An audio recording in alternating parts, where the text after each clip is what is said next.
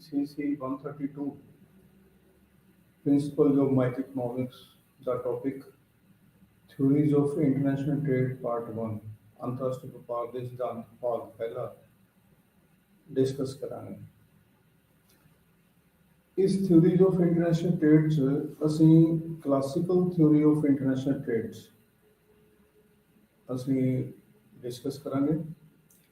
लेकिन इस थ्योरी ਨੂੰ डिस्कस ਕਰਨ ਤੋਂ ਪਹਿਲਾਂ ਆਪਾਂ डिस्कस करांगे कि अंतरराष्ट्रीय व्यापार ਹੁੰਦਾ ਕੀ ਹੈ, क्यों ਅਸੀਂ अंतरराष्ट्रीय व्यापार करते हैं ਅਤੇ अंतरराष्ट्रीय व्यापार ਦੇ ਨਾਲ ਜਿਹੜੇ ਵਪਾਰ ਕਰ ਰਹੇ ਦੇਸ਼ ਹੁੰਦੇ ਆ ਉਹਨਾਂ ਨੂੰ ਕੀ ਕੀ ਲਾਭ ਹੁੰਦਾ। ਕੋਈ ਵੀ ਦੇਸ਼ ਚਾਹੇ ਉਹ ਡਿਵੈਲਪ ਕੰਟਰੀ ਹੈ, ਚਾਹੇ ਉਹ ਅੰਡਰਡਿਵੈਲਪ ਕੰਟਰੀ ਹੈ, ਚਾਹੇ ਉਹ ਪੂਰ ਕੰਟਰੀ ਹੈ, ਕੋਈ ਵੀ ਦੇਸ਼ ਪੂਰਨ ਰੂਪ ਦੇ ਵਿੱਚ ਸੈਲਫ ਸਫੀਸ਼ੀਐਂਟ ਨਹੀਂ ਹੁੰਦਾ, ਆਤਮ ਨਿਰਭਰ ਨਹੀਂ ਹੁੰਦਾ। ਉਸ ਨੂੰ ਵਿਕਾਸ ਕਰਨ ਦੇ ਲਈ ਅਤੇ ਆਪਣੇ ਦੇਸ਼ ਦੇ ਲੋਕਾਂ ਦੀ ਜ਼ਰੂਰਤਾਂ ਨੂੰ ਪੂਰਾ ਕਰਨ ਦੇ ਲਈ ਦੂਜੇ ਦੇਸ਼ ਦੇ ਨਾਲ ਵਸਤੂਆਂ ਅਤੇ ਸੇਵਾਵਾਂ ਦਾ ਵਪਾਰ ਕਰਨਾ ਪੈਂਦਾ। ਜਿਹੜੀਆਂ ਵਸਤੂਆਂ ਅਤੇ ਸੇਵਾਵਾਂ ਇੱਕ ਦੇਸ਼ ਦੂਸਰੇ ਦੇਸ਼ਾਂ ਤੋਂ ਮੰਗਵਾਉਂਦਾ ਹੈ ਉਸ ਨੂੰ ਅਸੀਂ ਇੰਪੋਰਟ ਆਯਾਤ ਕਹਿੰਦੇ ਹਾਂ, ਅਤੇ ਇੱਕ ਦੇਸ਼ ਦੂਸਰੇ ਦੇਸ਼ਾਂ ਨੂੰ ਜਿਹੜੀਆਂ ਵਸਤੂਆਂ ਅਤੇ ਸੇਵਾਵਾਂ ਭੇਜਦਾ ਹੈ ਉਸ ਨੂੰ ਅਸੀਂ ਐਕਸਪੋਰਟ ਜਾਂ ਨਿਰਯਾਤ ਕਹਿੰਦੇ ਹਾਂ। ਹੁਣ ਪ੍ਰਸ਼ਨ ਇਹ ਉੱਠਦਾ ਹੈ ਵੀ ਇਹ ਜਦੋਂ ਅਸੀਂ ਵਪਾਰ ਕਰਦੇ ਹਾਂ, ਇੱਕ ਦੇਸ਼ ਦੂਸਰੇ ਦੇਸ਼ਾਂ ਦੇ ਨਾਲ ਵਪਾਰ ਕਰਦਾ ਹੈ, ਤਾਂ ਇਹ ਜਿਹੜੇ ਦੇਸ਼ ਵਪਾਰ ਕਰ ਰਹੇ ਹੁੰਦੇ ਆ ਉਹਨਾਂ ਨੂੰ ਇਸ ਦਾ ਕੀ ਫਾਇਦਾ ਹੁੰਦਾ। ਪਹਿਲਾ ਫਾਇਦਾ ਤਾਂ ਇਹ ਹੈ ਕਿ ਜਿੰਨੇ ਵੀ ਕੁਦਰਤੀ ਸਾਧਨ ਇੱਕ ਦੇਸ਼ ਵਿੱਚ ਪਾਏ ਜਾਂਦੇ ਆ ਤਾਂ ਉਹਨਾਂ ਦਾ ਪੂਰਨ ਇਸਤੇਮਾਲ ਹੁੰਦਾ ਹੈ। ਜਦੋਂ ਇੱਕ ਦੇਸ਼ ਦੂਸਰੇ ਦੇਸ਼ਾਂ ਨਾਲ ਵਪਾਰ ਕਰਦਾ ਹੈ ਉਹ ਆਪਣੀ ਪੂਰੀ ਕਪੈਸਿਟੀ ਦੇ ਮੁਤਾਬਕ ਜਿੰਨੀ ਉਸਦੀ ਕਪੈਸਿਟੀ ਹੁੰਦੀ ਹੈ, ਜਿੰਨੀ ਉਹਦੀ क्षमता ਹੁੰਦੀ ਹੈ, ਉਹਨਾਂ ਉਤਪਾਦਨ ਕਰਨ ਦੀ ਕੋਸ਼ਿਸ਼ ਕਰਦਾ ਹੈ ਅਤੇ ਸਾਧਨਾਂ ਦੀ ਕੁਦਰਤੀ ਸਾਧਨਾਂ ਦਾ ਪੂਰਨ ਇਸਤੇਮਾਲ ਕਰਦਾ ਹੈ। ਕਿਉਂਕਿ ਜੇ ਇੱਕ ਦੇਸ਼ ਆਪਣੀ ਪੂਰੀ क्षमता ਦੇ ਨਾਲ ਉਤਪਾਦਨ ਕਰੇ ਅਤੇ ਦੂਸਰੇ ਦੇਸ਼ਾਂ ਨੂੰ ਐਕਸਪੋਰਟ ਨਾ ਕਰੇ ਤਾਂ ਉਹਦੇ ਕੋਲ ਆਪਣੇ ਲੋਕਾਂ ਦੀ ਜ਼ਰੂਰਤਾਂ ਪੂਰੀ ਕਰਨ ਤੋਂ ਬਾਅਦ ਜਿਹੜੀਆਂ ਵਸਤੂਆਂ ਬਚ ਜਾਣਗੀਆਂ ਉਹ ਉਸ ਦੇਸ਼ ਦੇ ਵਿੱਚ ਕੰਜ਼ਿਊਮ ਨਹੀਂ ਹੋਣਗੀਆਂ, ਯੂਜ਼ ਨਹੀਂ ਹੋਣਗੀਆਂ, ਉਹ ਬੇਕਾਰ ਹੋ ਜਾਣਗੀਆਂ। ਜਾਂ ਤਾਂ ਉਹ ਦੇਸ਼ ਆਪਣੀ क्षमता ਤੋਂ ਘੱਟ ਉਤਪਾਦਨ ਕਰੇਗਾ ਜਾਂ ਉਹ ਵਸਤੂਆਂ ਜਿਹੜੀਆਂ ਨੇ ਉਹਨਾਂ ਦੀ ਜਿਹੜੀ ਪ੍ਰੋਡਕਸ਼ਨ ਹੈ ਉਹ ਲੋੜ ਨਾਲੋਂ ਜ਼ਿਆਦਾ ਹੋਵੇ। ਇਸ ਲਈ ਜਦੋਂ ਇੱਕ ਦੇਸ਼ ਦੂਸਰੇ ਦੇਸ਼ਾਂ ਨਾਲ ਐਕਸਪੋਰਟ ਇੰਪੋਰਟ ਕਰਦਾ ਹੈ ਤਾਂ ਜਿਹੜੀ ਵੀ ਸਰਪਲਸ ਪ੍ਰੋਡਕਸ਼ਨ ਹੁੰਦੀ ਹੈ, ਵਾਧੂ ਉਤਪਾਦਨ ਹੋ ਜਾਂਦਾ ਹੈ, ਦੇਸ਼ ਦੇ ਲੋਕਾਂ ਦੀ ਜ਼ਰੂਰਤਾਂ ਪੂਰੀਆਂ ਕਰਨ ਤੋਂ ਬਾਅਦ ਉਹ ਦੂਜੇ ਦੇਸ਼ਾਂ ਨੂੰ ਆਪਣੀ ਵਸਤੂਆਂ ਵੀ ਅਤੇ ਸੇਵਾਵਾਂ ਭੇਜਦੇ। ਜਦੋਂ ਉਤਪਾਦਨ ਅਸੀਂ ਕਰਦੇ ਹਾਂ, ਅਸੀਂ ਮੀਨਸ ਦੇਸ਼ ਕਰਦੇ ਹਾਂ, ਤਾਂ ਕੋਈ ਵੀ ਦੇਸ਼ ਜਿਹੜਾ ਇੰਨਾ ਸੰਪੰਨ ਨਹੀਂ ਹੁੰਦਾ ਕਿ ਸਾਰੀਆਂ ਵਸਤੂਆਂ ਨੂੰ ਘੱਟ ਤੋਂ ਘੱਟ ਕੀਮਤ ਤੇ ਪੈਦਾ ਕਰ ਸਕੇ। ਇੱਕ ਵਸਤੂ ਦਾ ਜਦੋਂ ਅਸੀਂ ਉਤਪਾਦਨ ਕਰਦੇ ਹਾਂ ਤਾਂ ਉਹ ਜੇ ਮਹਿੰਗੀ ਕੀਮਤ ਤੇ ਜਾਂ ਉਹਦੀ ਕੋਸਟ ਆਫ ਪ੍ਰੋਡਕਸ਼ਨ ਉਤਪਾਦਨ ਦੀ ਲਾਗਤ ਜੇ ਜ਼ਿਆਦਾ ਹੋਵੇ ਅਤੇ ਉਸੇ ਵਸਤੂ ਨੂੰ ਜੇ ਦੂਸਰਾ ਦੇਸ਼ ਉਤਪਾਦਨ ਕਰੇ ਉਹਦੀ ਲਾਗਤ ਘੱਟ ਹੋਵੇ ਤਾਂ ਇਹ ਬੈਟਰ ਹੁੰਦਾ ਹੈ ਕਿ ਅਸੀਂ ਸਸਤੀ ਵਸਤੂ ਦੂਸਰੇ ਦੇਸ਼ਾਂ ਤੋਂ ਮੰਗਵਾ ਲਈਏ। ਉਸ ਦਾ ਫਾਇਦਾ ਉਸ ਦੇਸ਼ ਦੇ ਨਾਗਰਿਕਾਂ ਨੂੰ ਹੁੰਦਾ। ਤਾਂ ਜਿਹੜੀਆਂ ਚੀਪ ਗੁੱਡਸ ਨੇ, ਸਸਤੀਆਂ ਵਸਤੂਆਂ ਜਿਹੜੀਆਂ ਨੇ ਦੇਸ਼ ਦੇ ਨਾਗਰਿਕਾਂ ਨੂੰ ਉਪਲਬਧ ਹੋ ਜਾਂਦੀ ਹੈ ਇੰਟਰਨੈਸ਼ਨਲ ਟ੍ਰੇਡ ਦੇ ਕਾਰਨ, ਅੰਤਰਰਾਸ਼ਟਰੀ ਵਪਾਰ ਦੇ ਕਾਰਨ। ਫਿਰ ਹੋਰ ਜਿਹੜਾ ਫਾਇਦਾ ਹੈ ਕਿ ਵਸਤੂਆਂ ਦੀ ਜਿਹੜੀਆਂ ਵਰਾਇਟੀਜ਼ ਨੇ ਉਹ ਬਹੁਤ ਮਿਲ ਜਾਂਦੀਆਂ। ਕਈ ਤਰ੍ਹਾਂ ਦੀਆਂ ਵਰਾਇਟੀਜ਼ ਜਿਹੜੀਆਂ ਨੇ, ਜਿਹੜਾ ਕਿ ਇੱਕ ਦੇਸ਼ ਸਾਰੀਆਂ ਵਰਾਇਟੀਜ਼ ਪ੍ਰੋਡਿਊਸ ਨਹੀਂ ਕਰ ਸਕਦਾ, ਦੂਸਰੇ ਦੇਸ਼ਾਂ ਦੇ ਨਾਲ ਜਦੋਂ ਅਸੀਂ ਐਕਸਪੋਰਟ ਇੰਪੋਰਟ ਕਰਦੇ ਹਾਂ ਤਾਂ ਬਹੁਤ ਸਾਰੀਆਂ ਵਰਾਇਟੀਜ਼ ਜਿਹੜੀਆਂ ਨੇ ਉਹ ਲੋਕਾਂ ਨੂੰ ਮਿਲ ਜਾਂਦੀਆਂ। ਫਿਰ ਕੰਪੀਟੀਸ਼ਨ, ਅੰਤਰਰਾਸ਼ਟਰੀ ਜਦੋਂ ਵਪਾਰ ਕਰਦੇ ਹਾਂ ਤਾਂ ਕਈ ਤਰ੍ਹਾਂ ਦੇ ਕੰਪੀਟੀਸ਼ਨ ਦੇਸ਼ਾਂ ਵਿੱਚ ਹੁੰਦੇ ਨੇ, ਜਿਸ ਦੇ ਨਾਲ ਹਰੇਕ ਦੇਸ਼ ਦੀ ਕੋਸ਼ਿਸ਼ ਹੁੰਦੀ ਹੈ ਕਿ ਘੱਟ ਤੋਂ ਘੱਟ ਕੀਮਤ 'ਤੇ ਜ਼ਿਆਦਾ ਤੋਂ ਜ਼ਿਆਦਾ ਉਤਪਾਦਨ ਕੀਤਾ ਜਾਵੇ ਤਾਂ ਉਸ ਦੇ ਨਾਲ ਉਤਪਾਦਨ ਦੀ ਲਾਗਤ ਜਿਹੜੀ ਹੈ ਘੱਟ ਜਾਂਦੀ ਹੈ ਅਤੇ ਬਾਜ਼ਾਰ ਦਾ ਆਕਾਰ ਜਿਹੜਾ ਹੈ ਉਹ ਵਿਸ਼ਾਲ ਹੋ ਜਾਂਦਾ ਹੈ, ਵਾਈਡਰ ਹੋ ਜਾਂਦਾ ਹੈ। ਅਤੇ ਜਿਹੜੀ ਹੈ ਜਦੋਂ ਅਸੀਂ ਐਕਸਪੋਰਟ ਕਰਦੇ ਹਾਂ ਜਾਂ ਇੰਪੋਰਟ ਕਰਦੇ ਹਾਂ ਤਾਂ ਉਤਪਾਦਨ ਜਿਹੜਾ ਹੈ ਬੜੇ ਪੈਮਾਨੇ 'ਤੇ ਕੀਤਾ ਜਾਂਦਾ ਹੈ। ਜਦੋਂ ਉਤਪਾਦਨ ਨੂੰ ਬੜੇ ਪੈਮਾਨੇ 'ਤੇ ਕਰਦੇ ਹਾਂ ਤਾਂ ਉਸ ਦੇ ਨਾਲ ਜਿਹੜੀਆਂ ਇਕੋਨਮੀਜ਼ ਆਫ ਸਕੇਲ ਹੁੰਦੀਆਂ ਨੇ, ਪੈਮਾਨੇ 'ਤੇ ਜਿਹੜੇ ਵਸਤਾਂ ਹੁੰਦੀਆਂ ਨੇ ਉਹ ਦੇਸ਼ਾਂ ਨੂੰ ਪ੍ਰਾਪਤ ਹੁੰਦੀਆਂ ਨੇ। ਤਾਂ ਜਦੋਂ ਉਤਪਾਦਨ ਨੂੰ ਵੱਡੇ ਪੈਮਾਨੇ 'ਤੇ ਕੀਤਾ ਜਾਂਦਾ ਹੈ ਤਾਂ ਉਤਪਾਦਨ ਦੇ ਸਾਧਨਾਂ ਨੂੰ ਵੀ ਵੱਡੇ ਪੈਮਾਨੇ 'ਤੇ ਲਗਾਇਆ ਜਾਂਦਾ ਹੈ, ਮਜ਼ਦੂਰਾਂ ਨੂੰ ਵੀ ਜ਼ਿਆਦਾ ਲਗਾਇਆ ਜਾਂਦਾ ਹੈ। ਤਾਂ ਉਸ ਦੇ ਨਾਲ ਜਿਹੜੀ ਇੰਪਲੋਇਮੈਂਟ ਜਿਹੜੀ ਹੈ ਉਹ ਜ਼ਿਆਦਾ ਹੁੰਦੀ ਹੈ, ਰੁਜ਼ਗਾਰ ਦੇ ਅਵਸਰ ਜਿਹੜੇ ਨੇ ਜ਼ਿਆਦਾ ਹੁੰਦੇ ਨੇ ਅਤੇ ਉਤਪਾਦਨ ਜ਼ਿਆਦਾ ਹੋਏਗਾ ਤਾਂ ਦੇਸ਼ ਨੂੰ ਆਮਦਨ ਜ਼ਿਆਦਾ ਹੋਏਗੀ। ਜੇ ਆਮਦਨ ਜ਼ਿਆਦਾ ਹੋਏਗੀ ਤਾਂ ਪਰ ਕੈਪੀਟਲ ਇਨਕਮ, ਪ੍ਰਤੀ ਵਿਅਕਤੀ ਆਮਦਨ ਵੀ ਜ਼ਿਆਦਾ ਹੋਏਗੀ। ਜੇ ਪ੍ਰਤੀ ਵਿਅਕਤੀ ਆਮਦਨ ਜ਼ਿਆਦਾ ਹੋਏਗੀ ਤਾਂ ਦੇਸ਼ ਦੇ ਲੋਕਾਂ ਦਾ ਰਹਿਣ ਸਹਿਣ ਦਾ ਸਤਰ ਵੀ ਪਹਿਲਾਂ ਨਾਲੋਂ ਬੈਟਰ ਹੋਏਗਾ ਅਤੇ ਦੇਸ਼ ਦੇ ਵਿੱਚ ਆਰਥਿਕ ਵਿਕਾਸ ਜਿਹੜਾ ਹੈ ਉਹ ਜ਼ਿਆਦਾ ਹੋਏਗਾ। ਫਿਰ ਹਰੇਕ ਦੇਸ਼ ਦੀ ਇਹ ਕੋਸ਼ਿਸ਼ ਹੁੰਦੀ ਹੈ ਅੰਤਰਰਾਸ਼ਟਰੀ ਵਪਾਰ ਦੇ ਨਾਲ ਕਿ ਆਪਣੀ ਉਤਪਾਦਨ ਦੀ ਜਿਹੜੀ ਟੈਕਨੋਲੋਜੀ ਹੈ, ਤਕਨੀਕ ਹੈ, ਉਸ ਦੇ ਵਿੱਚ ਸੁਧਾਰ ਕੀਤਾ ਜਾਵੇ। ਉਤਪਾਦਨ ਦੀ ਤਕਨੀਕ ਵਿੱਚ ਸੁਧਾਰ ਇਸ ਕਰਕੇ ਕਰਦੇ ਹੈ ਕਿਉਂਕਿ ਹਰੇਕ ਕੰਟਰੀ ਦੀ ਕੋਸ਼ਿਸ਼ ਹੁੰਦੀ ਹੈ ਕਿ ਘੱਟ ਤੋਂ ਘੱਟ ਲਾਗਤ 'ਤੇ ਉਤਪਾਦਨ ਕੀਤਾ ਜਾਵੇ ਅਤੇ ਘੱਟ ਤੋਂ ਘੱਟ ਉਤਪਾਦਨ 'ਤੇ ਲਾਗਤ ਕਰਨ ਦੇ ਲਈ ਉਹ ਐਸਾ ਦੀ ਟੈਕਨੀਕ ਖੋਜ ਕਰਨ ਦੀ ਕੋਸ਼ਿਸ਼ ਕਰਦੇ ਆ, ਯੂਜ਼ ਕਰਨ ਦੀ ਕੋਸ਼ਿਸ਼ ਕਰਦੇ ਨੇ ਜਿਹਦੇ ਨਾਲ ਕੋਸਟ ਆਫ ਪ੍ਰੋਡਕਸ਼ਨ ਜਿਹੜੀ ਹੈ ਉਹ ਘੱਟ ਜਾਵੇ ਅਤੇ ਉਤਪਾਦਨ ਜਿਹੜਾ ਹੈ ਉਹ ਕੀ ਹੈ ਜ਼ਿਆਦਾ ਹੋਵੇ।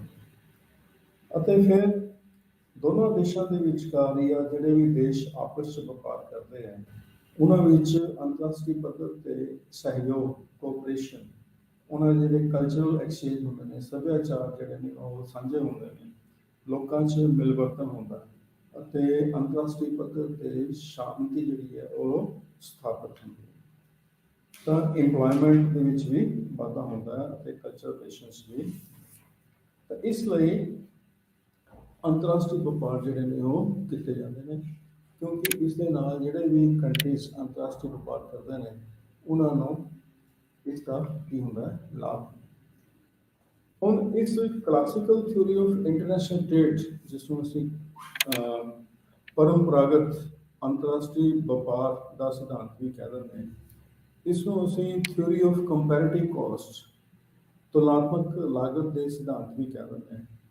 ਇਸ ਸਿਧਾਂਤ ਦਾ ਜਿਹੜਾ ਪ੍ਰਤੀਪਾਦਨ ਹੈ ਡੇਵਿਡ ਰਿਕਾਰਡੋ ਨੇ 1817 ਦੇ ਵਿੱਚ ਇੱਕ ਕਿਤਾਬ principals of political economy and taxation ਦੇ ਵਿੱਚ ਇਸ ਦੀ ਵਿਆਖਿਆ ਕੀਤੀ। ਤਾਂ ਇਸ ਥਿਊਰੀ ਆਫ ਕੰਪੈਰੇਟਿਵ ਕਾਸਟ ਨੂੰ, ਜਿਸ ਨੂੰ ਅਸੀਂ ਤੁਲਨਾਤਮਕ ਲਾਗਤ ਦਾ ਸਿਧਾਂਤ ਕਹਿ ਦਿੰਦੇ ਹਾਂ, ਇਸ ਦਾ ਬਾਅਦ ਦੇ ਵਿੱਚ ਮੋਡੀਫਿਕੇਸ਼ਨ, ਸੁਧਾਰ ਜਿਹੜਾ ਹੈ J.S. ਮਿਲ, ਬਾਸਟੇਬਲ, ਟੋਸਿਗ ਅਤੇ ਕਈ ਹੋਰ ਇਕੋਨੋਮਿਸਟ ਨੇ ਇਸ ਵਿੱਚ ਸੁਧਾਰ ਕੀਤਾ। ਤਾਂ ਇਹ ਜਿਹੜਾ ਸਿਧਾਂਤ ਹੈ ਇਸ ਨੂੰ ਐਕਸਪਲੇਨ ਤਾਂ ਆਪਾਂ ਬਾਅਦ 'ਚ ਕਰਾਂਗੇ, ਪਰੰਤੂ ਪਹਿਲਾਂ ਇਸ ਦੀਆਂ ਜਿਹੜੀਆਂ ਅਜੰਪਸ਼ਨਸ ਜਿਹੜੀਆਂ ਨੇ, ਮਾਨਤਾਵਾਂ ਨੇ ਕਿ ਇਹ ਸਿਧਾਂਤ ਕਿਹੜੀ ਮਾਨਤਾਵਾਂ 'ਤੇ ਆਧਾਰਿਤ ਹੈ, ਉਹਨਾਂ ਮਾਨਤਾਵਾਂ ਨੂੰ ਅਸੀਂ ਡਿਸਕਸ ਕਰਦੇ ਹਾਂ। ਇਸ ਥਿਊਰੀ ਦੇ ਵਿੱਚ ਇਹ ਮੰਨਦੇ ਹੈ ਕਿ ਵਪਾਰ ਕਰਨ ਵਾਲੇ ਸਿਰਫ ਦੋ ਦੇਸ਼ ਹਨ, ਦੋ ਦੇਸ਼ਾਂ ਤੋਂ ਜ਼ਿਆਦਾ ਵਪਾਰ ਨਹੀਂ ਕੀਤਾ ਜਾ ਰਿਹਾ ਅਤੇ ਇਹ ਦੋ ਦੇਸ਼ ਸਿਰਫ ਦੋ ਵਸਤੂਆਂ ਦਾ ਉਤਪਾਦਨ ਕਰਦੇ, ਦੋ ਤੋਂ ਜ਼ਿਆਦਾ ਵਸਤੂਆਂ ਦਾ ਉਤਪਾਦਨ ਨਹੀਂ ਕਰਦੇ। ਇਹ ਅਜੰਪਸ਼ਨ ਅਸੀਂ ਲੈ ਰਹੇ ਹਾਂ। ਫਿਰ ਦੂਸਰੀ ਅਜੰਪਸ਼ਨ ਜਿਹੜੀ ਲੈ ਰਹੇ ਹਾਂ ਕਿ labour is the only factor of production, ਕਿ ਵਸਤੂ ਦਾ ਉਤਪਾਦਨ ਕਰਨ ਦੇ ਲਈ ਸਾਨੂੰ ਪਤਾ ਹੈ ਕਿ ਚਾਰ ਸਾਧਨ ਹੁੰਦੇ ਹਨ, land, labour, capital and entrepreneur. ਲੇਕਿਨ ਅਸੀਂ ਇਸ ਸਿਧਾਂਤ ਵਿੱਚ ਮੰਨਦੇ ਹਾਂ ਕਿ ਮਜ਼ਦੂਰ ਹੀ ਉਤਪਾਦਨ ਦਾ ਇੱਕ ਸਾਧਨ ਹੈ, ਮਜ਼ਦੂਰਾਂ ਦੇ ਨਾਲ ਹੀ ਵਸਤੂ ਦਾ ਉਤਪਾਦਨ ਕੀਤਾ ਜਾਂਦਾ ਹੈ ਅਤੇ ਉਤਪਾਦਨ ਦੀ ਲਾਗਤ ਨੂੰ ਮਾਪਣ ਦੇ ਲਈ ਅਸੀਂ ਲੇਬਰ ਦੀ ਕਿੰਨੀ ਇਕਾਈਆਂ ਅਸੀਂ ਕੰਮ 'ਤੇ ਲਗਾਈਆਂ, ਉਤਪਾਦਨ 'ਤੇ ਲਗਾਈਆਂ, ਅਸੀਂ ਲੇਬਰ ਦੀ ਇਕਾਈਆਂ ਦੇ ਨਾਲ ਹੀ ਉਤਪਾਦਨ ਦੀ ਲਾਗਤ ਨੂੰ ਮਾਪ ਸਕਦੇ ਹਾਂ। ਫਿਰ ਅਸੀਂ ਇਸ ਦੇ ਵਿੱਚ ਤੀਸਰੀ ਮਾਨਤਾ ਮੰਨਦੇ ਹਾਂ ਕਿ ਫੈਕਟਰ ਆਊਟਪੁੱਟ ਰੇਸ਼ੋ ਜਿਹੜੀ ਹੈ ਕੌਨਸਟੈਂਟ ਹੈ। ਫੈਕਟਰ ਆਊਟਪੁੱਟ ਰੇਸ਼ੋ ਕਾਂਸਟੈਂਟ ਦਾ ਮਤਲਬ ਕੀ ਹੋ ਗਿਆ ਕਿ ਐਵਰੇਜ ਪ੍ਰੋਡਕਸ਼ਨ ਜਿਹੜੀ ਹੈ ਉਹ ਮਾਰਜਨਲ ਪ੍ਰੋਡਕਸ਼ਨ ਦੇ ਬਰਾਬਰ ਹੁੰਦੀ ਹੈ। ਔਸਤ ਉਤਪਾਦਕਤਾ ਉਹ ਸੀਮਾਂਤ ਉਤਪਾਦਕਤਾ ਦੇ ਬਰਾਬਰ। ਕਹਿਣ ਦਾ ਮਤਲਬ ਕਿ ਜੇ ਇੱਕ ਮਜ਼ਦੂਰ 10 ਵਸਤੂਆਂ ਦਾ ਉਤਪਾਦਨ ਕਰਦਾ ਹੈ ਤਾਂ ਦੋ ਮਜ਼ਦੂਰ ਜਿਹੜੇ 20 ਵਸਤੂਆਂ ਦਾ ਕਰਨਗੇ, ਤਿੰਨ ਮਜ਼ਦੂਰ 30 ਵਸਤੂਆਂ ਦਾ ਉਤਪਾਦਨ ਕਰਨਗੇ। ਉਤਪਾਦਨ ਅਤੇ ਜਿਹੜੇ ਉਤਪਾਦਨ ਕਰਨ ਵਾਲਾ ਸਾਧਨ ਹੈ ਮਜ਼ਦੂਰ, ਉਹਨਾਂ ਦੀ ਜਿਹੜੀ ਅਨੁਪਾਤ ਹੈ ਉਸ ਦੇ ਵਿੱਚ ਕੋਈ ਤਬਦੀਲੀ, ਕੋਈ ਪਰਿਵਰਤਨ ਨਹੀਂ ਹੈ। ਤੇ ਚੌਥੀ ਜਿਹੜੀ ਮਾਨਤਾ ਅਸੀਂ ਇਸ ਦੇ ਵਿੱਚ ਲੈ ਰਹੇ ਹਾਂ ਕਿ all units of labor are homogeneous, ਕਿ ਜਿੰਨੇ ਵੀ ਮਜ਼ਦੂਰ ਨੇ ਉਹਨਾਂ ਦੀ ਇਕਾਈਆਂ ਜਿਹੜੀਆਂ ਨੇ ਸਮਾਨ ਨੇ। ਇਸ ਦਾ ਮਤਲਬ ਕਿ ਮਜ਼ਦੂਰਾਂ ਦੀ ਉਤਪਾਦਨ ਕੁਸ਼ਲਤਾ, ਮਜ਼ਦੂਰਾਂ ਦੀ ਜਿਹੜੀ ਪ੍ਰੋਡਕਟਿਵਿਟੀ ਹੈ, ਮਾਰਜਨਲ ਪ੍ਰੋਡਕਟਿਵਿਟੀ ਲੈ ਲਈਏ, ਉਹ ਕੀ ਹੈ, ਸਾਰਿਆਂ ਦੀ ਬਰਾਬਰ ਹੈ।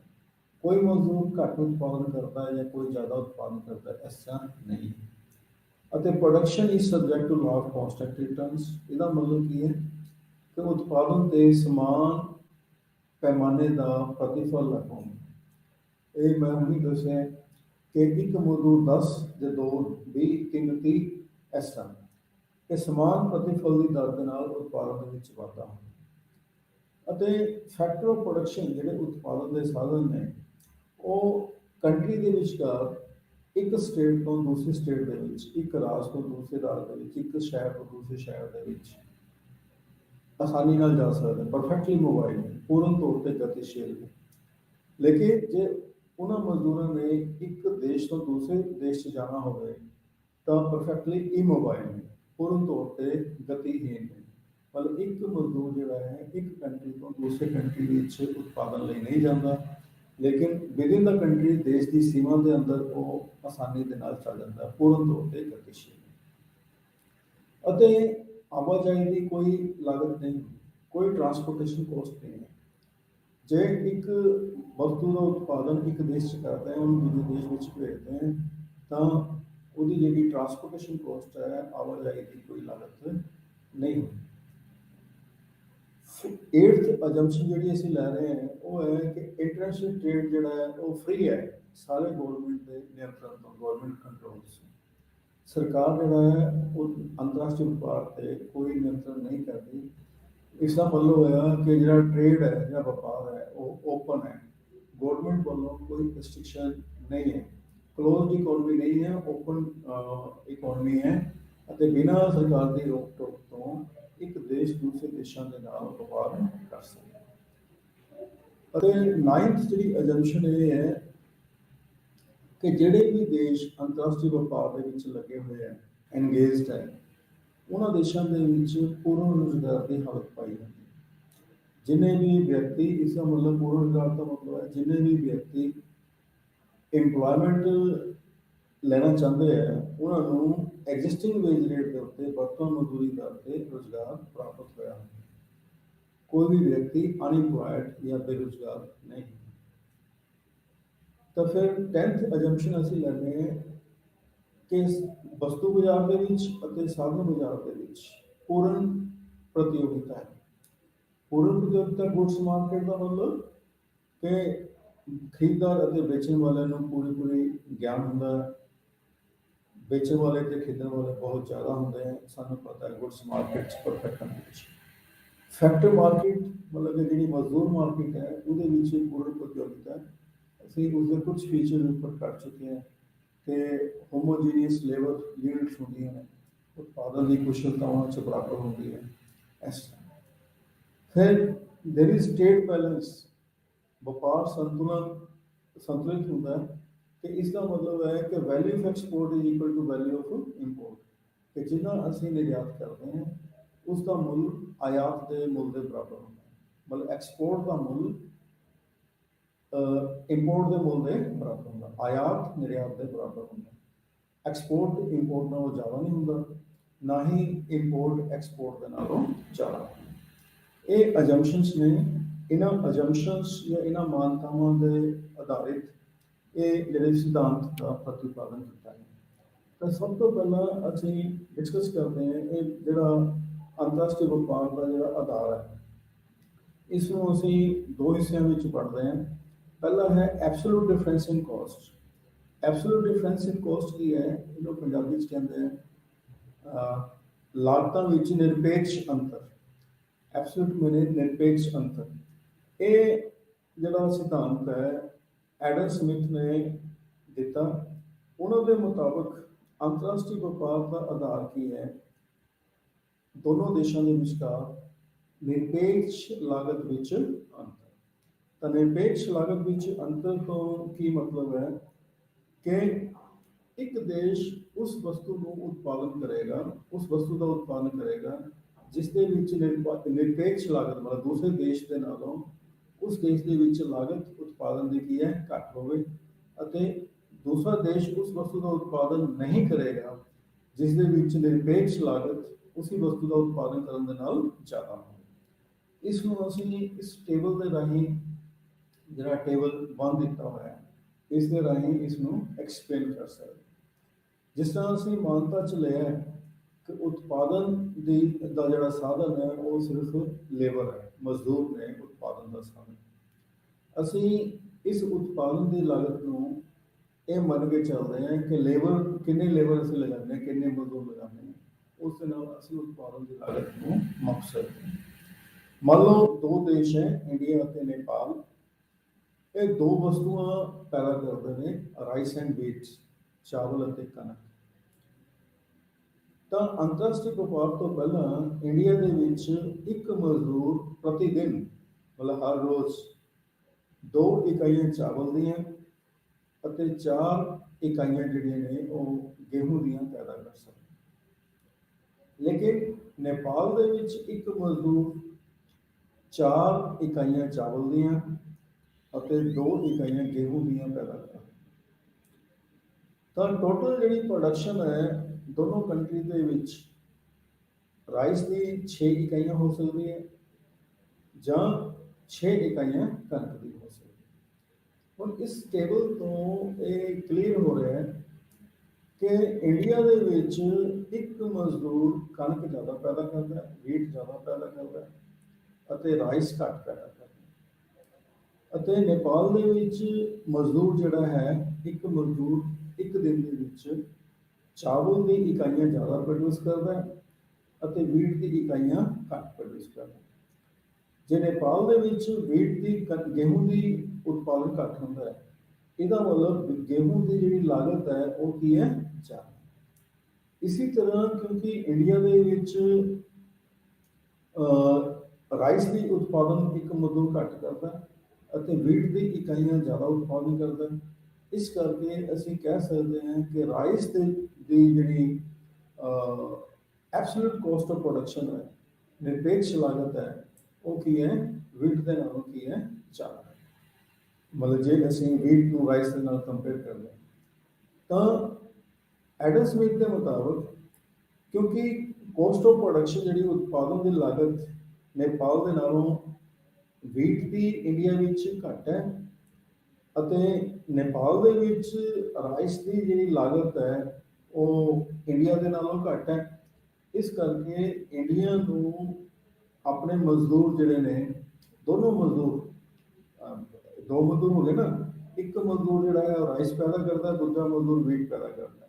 ਜੇ ਦੋਨੋਂ ਹੀ ਮਜ਼ਦੂਰ ਉਹ ਵੀਟ ਨੂੰ ਪ੍ਰੋਡਕਸ਼ਨ ਤੇ ਲਗਾ ਦਿੰਦੇ ਨੇ, ਅਸੀਂ ਇਸੇ ਤਰ੍ਹਾਂ ਨੇਪਾਲ ਦੇ ਵਿੱਚ ਦੋਨੋਂ ਮਜ਼ਦੂਰਾਂ ਨੂੰ ਜੇ ਰਾਈਸ ਦਾ ਉਤਪਾਦਨ ਤੇ ਲਗਾ ਦਿੰਦੇ ਨੇ ਅਤੇ ਇੰਡੀਆ ਨੇਪਾਲ ਨੂੰ ਵੀਟ ਐਕਸਪੋਰਟ ਕਰੇ ਅਤੇ ਨੇਪਾਲ ਇੰਡੀਆ ਨੂੰ ਰਾਈਸ ਐਕਸਪੋਰਟ ਕਰੇ ਤਾਂ ਦੋਨਾਂ ਦੇਸ਼ਾਂ ਨੂੰ ਫਾਇਦਾ ਮਿਲੇਗਾ।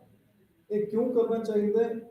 ਕਿਉਂਕਿ ਰਾਈਸ ਅਤੇ ਵੀਟ ਦੇ ਵਿੱਚ ਨਿਰਪੇਕਸ਼ ਲਾਗਤ ਦੇ ਵਿੱਚ ਅੰਤਰ ਹੈ। ਇੱਕ ਵਸਤੂ ਦਾ ਉਤਪਾਦਨ ਕਰਨ ਤੇ ਇੰਡੀਆ ਦੇ ਵਿੱਚ ਲਾਗਤ ਘੱਟ ਆਉਂਦੀ ਹੈ ਅਤੇ ਦੂਸਰੇ ਵਸਤੂ ਦਾ ਉਤਪਾਦਨ ਕਰਨ ਤੇ ਨੇਪਾਲ ਦੇ ਵਿੱਚ ਜਿਹੜੀ ਲਾਗਤ ਹੈ ਇੰਡੀਆ ਨਾਲੋਂ ਘੱਟ ਆਉਂਦੀ ਹੈ। ਹੁਣ ਜੇ ਅਸੀਂ ਇਸ ਟੇਬਲ ਦਾ ਦੂਸਰਾ ਪਾਰਟ ਦੇਖਦੇ ਹਾਂ ਜਿੱਥੇ ਲਿਖਿਆ ਹੈ ਪ੍ਰੋਡਕਸ਼ਨ ਆਫਟਰ ਇੰਟਰਨੈਸ਼ਨਲ ਟ੍ਰੇਡ, ਕਿ ਅੰਤਰਰਾਸ਼ਟਰੀ ਵਪਾਰ ਤੋਂ ਅਸੀਂ ਉਤਪਾਦਨ ਦੇਖਦੇ ਹਾਂ। ਜਿਸ ਤਰ੍ਹਾਂ ਅਸੀਂ ਦੱਸਿਆ ਕਿ ਜੇ ਇੰਡੀਆ ਵਿੱਚ ਦੋਨੋਂ ਮਜ਼ਦੂਰ ਵੀਟ ਪੈਦਾ ਕਰਦੇ ਹਨ ਅਤੇ ਰਾਈਸ ਦੀ ਪ੍ਰੋਡਕਸ਼ਨ ਨਹੀਂ ਹੁੰਦੀ, ਤਾਂ ਜੇ ਇੱਕ ਮਜ਼ਦੂਰ 4 ਇਕਾਈਆਂ ਵੀਟ ਦੀਆਂ ਪੈਦਾ ਕਰਦਾ ਹੈ ਤਾਂ ਨੈਚੁਰਲੀ 2 ਮਜ਼ਦੂਰ ਵੀਟ ਦਾ ਉਤਪਾਦਨ ਕਰਨਗੇ, ਤਾਂ ਉਸ ਹਾਲਤ ਦੇ ਵਿੱਚ ਰਾਈਸ ਦੀ ਪ੍ਰੋਡਕਸ਼ਨ ਕੀ ਹੋਏਗੀ, ਸ਼ੂਨਯ ਹੋਏਗੀ, 0 ਹੋਏਗੀ। ਅਸੀਂ ਇਸੇ ਤਰ੍ਹਾਂ ਜੇ ਦੋਨੋਂ ਮਜ਼ਦੂਰ ਨੇਪਾਲ ਦੇ ਵਿੱਚ ਰਾਈਸ ਦੀ ਪ੍ਰੋਡਕਸ਼ਨ ਕਰਦੇ ਆ ਅਤੇ ਵੀਟ ਦੀ ਪ੍ਰੋਡਕਸ਼ਨ ਨਹੀਂ ਕਰਦੇ, ਤਾਂ ਨੇਪਾਲ ਦੇ ਵਿੱਚ ਰਾਈਸ ਦੀ ਪ੍ਰੋਡਕਸ਼ਨ 8 ਇਕਾਈਆਂ ਦੀ ਹੋਏਗੀ ਅਤੇ ਵੀਟ ਦੀ ਪ੍ਰੋਡਕਸ਼ਨ ਕੀ ਹੈ, 0 ਹੋਏਗੀ।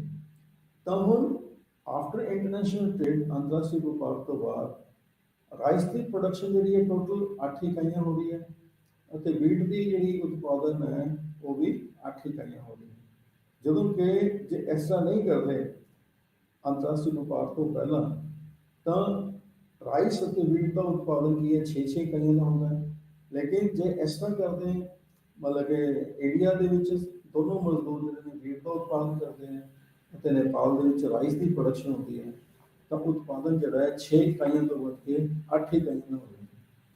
ਤਾਂ ਚੇਂਜ ਇਨ ਪ੍ਰੋਡਕਸ਼ਨ ਇਸ ਟੇਬਲ ਦਾ ਜਿਹੜਾ ਲਾਸਟ ਕਾਲਮ ਹੈ ਉਸ ਤੋਂ ਸਾਨੂੰ ਕੀ ਪਤਾ ਲੱਗਦਾ ਹੈ, ਇਹ ਸਪੈਲਿੰਗ ਨਾਲ ਲਿਖੇ ਗਏ, ਪੀਸ ਨਹੀਂ ਹੈ, ਰਾਈਸ ਹੈ। ਤਾਂ ਰਾਈਸ ਦਾ ਜਿਹੜਾ ਲੋਸ ਹੈ ਇੰਡੀਆ ਨੂੰ, ਉਹ 2 ਇਕਾਈਆਂ ਦਾ ਹੋਏਗਾ, ਨੁਕਸਾਨ ਹੋਏਗਾ। ਕਿਉਂ? ਕਿਉਂਕਿ ਬਿਫੋਰ ਇੰਟਰਨੈਸ਼ਨਲ ਟ੍ਰੇਡ, ਅੰਤਰਰਾਸ਼ਟਰੀ ਵਪਾਰ ਤੋਂ ਪਹਿਲਾਂ ਇੰਡੀਆ 2 ਇਕਾਈਆਂ ਦਾ ਰਾਈਸ ਪ੍ਰੋਡਕਸ਼ਨ ਕਰਦਾ, ਲੇਕਿਨ ਇੰਟਰਨੈਸ਼ਨਲ ਟ੍ਰੇਡ ਤੋਂ ਬਾਅਦ ਰਾਈਸ ਦਾ ਉਤਪਾਦਨ 0 ਹੋ ਗਿਆ। ਤੇ 0 ਵਿੱਚੋਂ ਅਸੀਂ 2 ਮਾਈਨਸ ਕਰਦੇ ਹਾਂ ਤਾਂ -2 ਹੋ ਗਿਆ।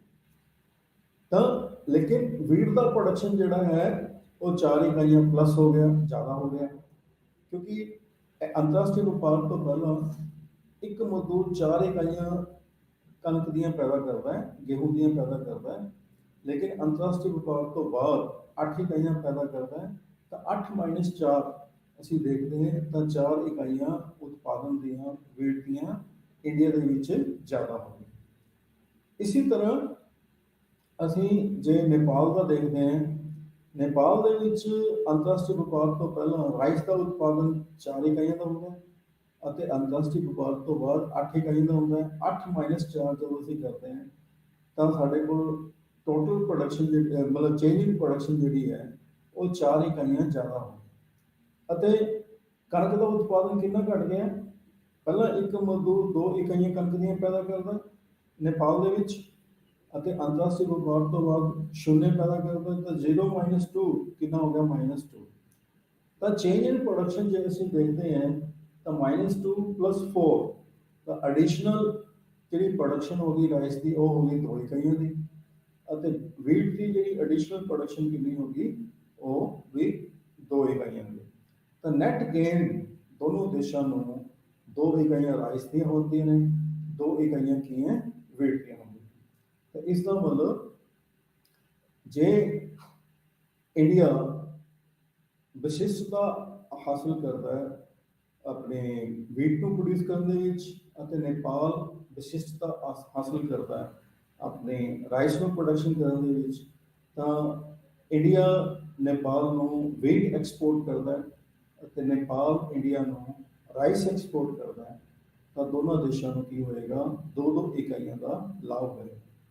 ਅਤੇ ਇਸ ਨੂੰ ਅਸੀਂ ਡਾਇਗਰਾਮ ਦੇ ਨਾਲ ਵੀ ਐਕਸਪਲੇਨ ਕਰ ਸਕਦੇ ਹਾਂ। ਫਿਗਰ 1 ਜਿਹੜੀ ਕਿ ਨਾਲ ਹੀ ਦਿੱਤੀ ਹੋਈ ਹੈ, ਉਹ ਅਸੀਂ ਐਕਸ ਐਕਸਿਸ ਤੇ ਵੀਟ ਅਤੇ ਵਾਈ ਐਕਸਿਸ ਤੇ ਰਾਈਸ ਲੈ ਲੈਂਦੇ ਹਾਂ, ਅਤੇ AB ਅਤੇ AC ਸਾਡੇ ਕੋਲ ਪ੍ਰੋਡਕਸ਼ਨ ਪੋਸੀਬਿਲਿਟੀ ਕਰਵ ਹੈ।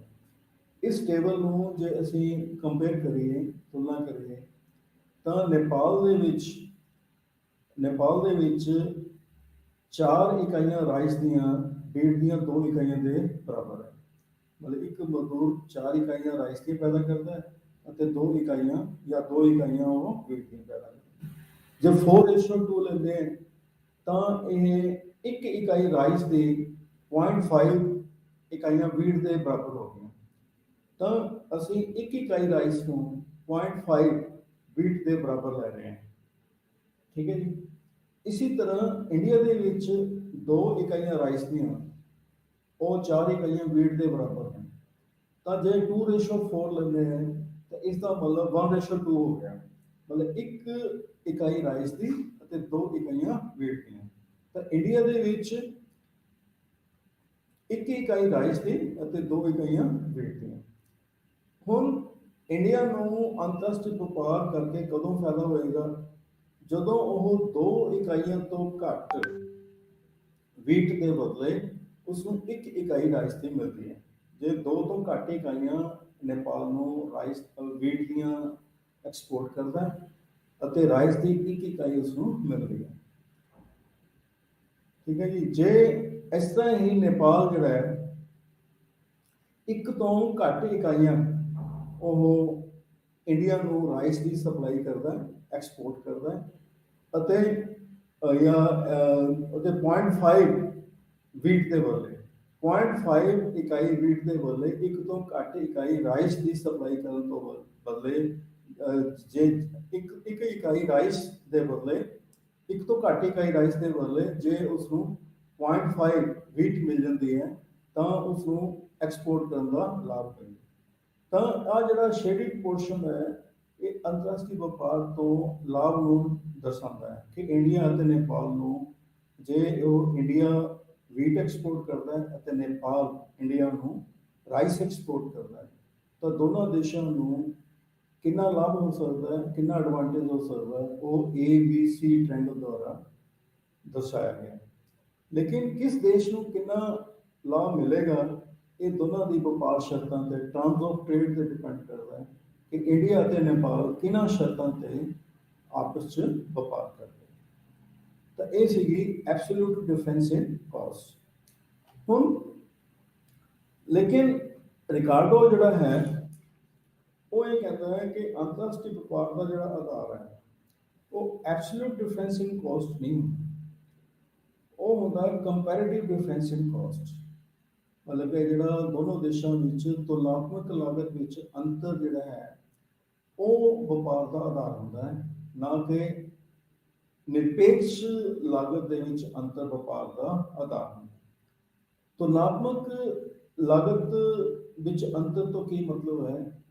ਰਿਕਾਰਡੋ ਦੇ ਮੁਤਾਬਕ ਕਿ ਇੱਕ ਦੇਸ਼ ਦੋਨੋਂ ਵਸਤੂਆਂ ਨੂੰ ਘੱਟ ਕੀਮਤ ਤੇ ਪੈਦਾ ਕਰ ਸਕਦਾ ਹੈ, ਲੇਕਿਨ ਉਸਨੂੰ ਤੁਲਨਾਤਮਕ ਲਾਭ ਇੱਕ ਮਤਲਬ ਕਿ ਕੰਪੈਰੀਟਿਵਲੀ ਤੁਲਨਾਤਮਕ ਕਿਸ ਵਸਤੂ ਦਾ ਉਤਪਾਦਨ ਕਰਕੇ ਜ਼ਿਆਦਾ ਲਾਭ ਹੋਏਗਾ ਜਾਂ ਉਸ ਕਿਸ ਵਸਤੂ ਦਾ ਉਤਪਾਦਨ ਕਰਕੇ ਕੰਪੈਰੀਟਿਵਲੀ ਜਾਂ ਤੁਲਨਾਤਮਕ ਘੱਟ ਲਾਗਤ ਹੋਏਗੀ, ਤਾਂ ਉਸ ਦੇਸ਼ ਨੂੰ ਜਿਸ ਵਸਤੂ ਦਾ ਉਤਪਾਦਨ ਕਰਕੇ ਤੁਲਨਾਤਮਕ ਘੱਟ ਲਾਗਤ ਹੋਵੇ ਜਾਂ ਤੁਲਨਾਤਮਕ ਲਾਭ ਜ਼ਿਆਦਾ ਹੋਵੇ ਉਸ ਵਸਤੂ ਦਾ ਉਤਪਾਦਨ ਕਰਨਾ ਚਾਹੀਦਾ ਅਤੇ ਉਸ ਵਸਤੂ ਦਾ ਦੂਸਰੇ ਦੇਸ਼ ਨੂੰ ਐਕਸਪੋਰਟ ਕਰਨਾ ਚਾਹੀਦਾ।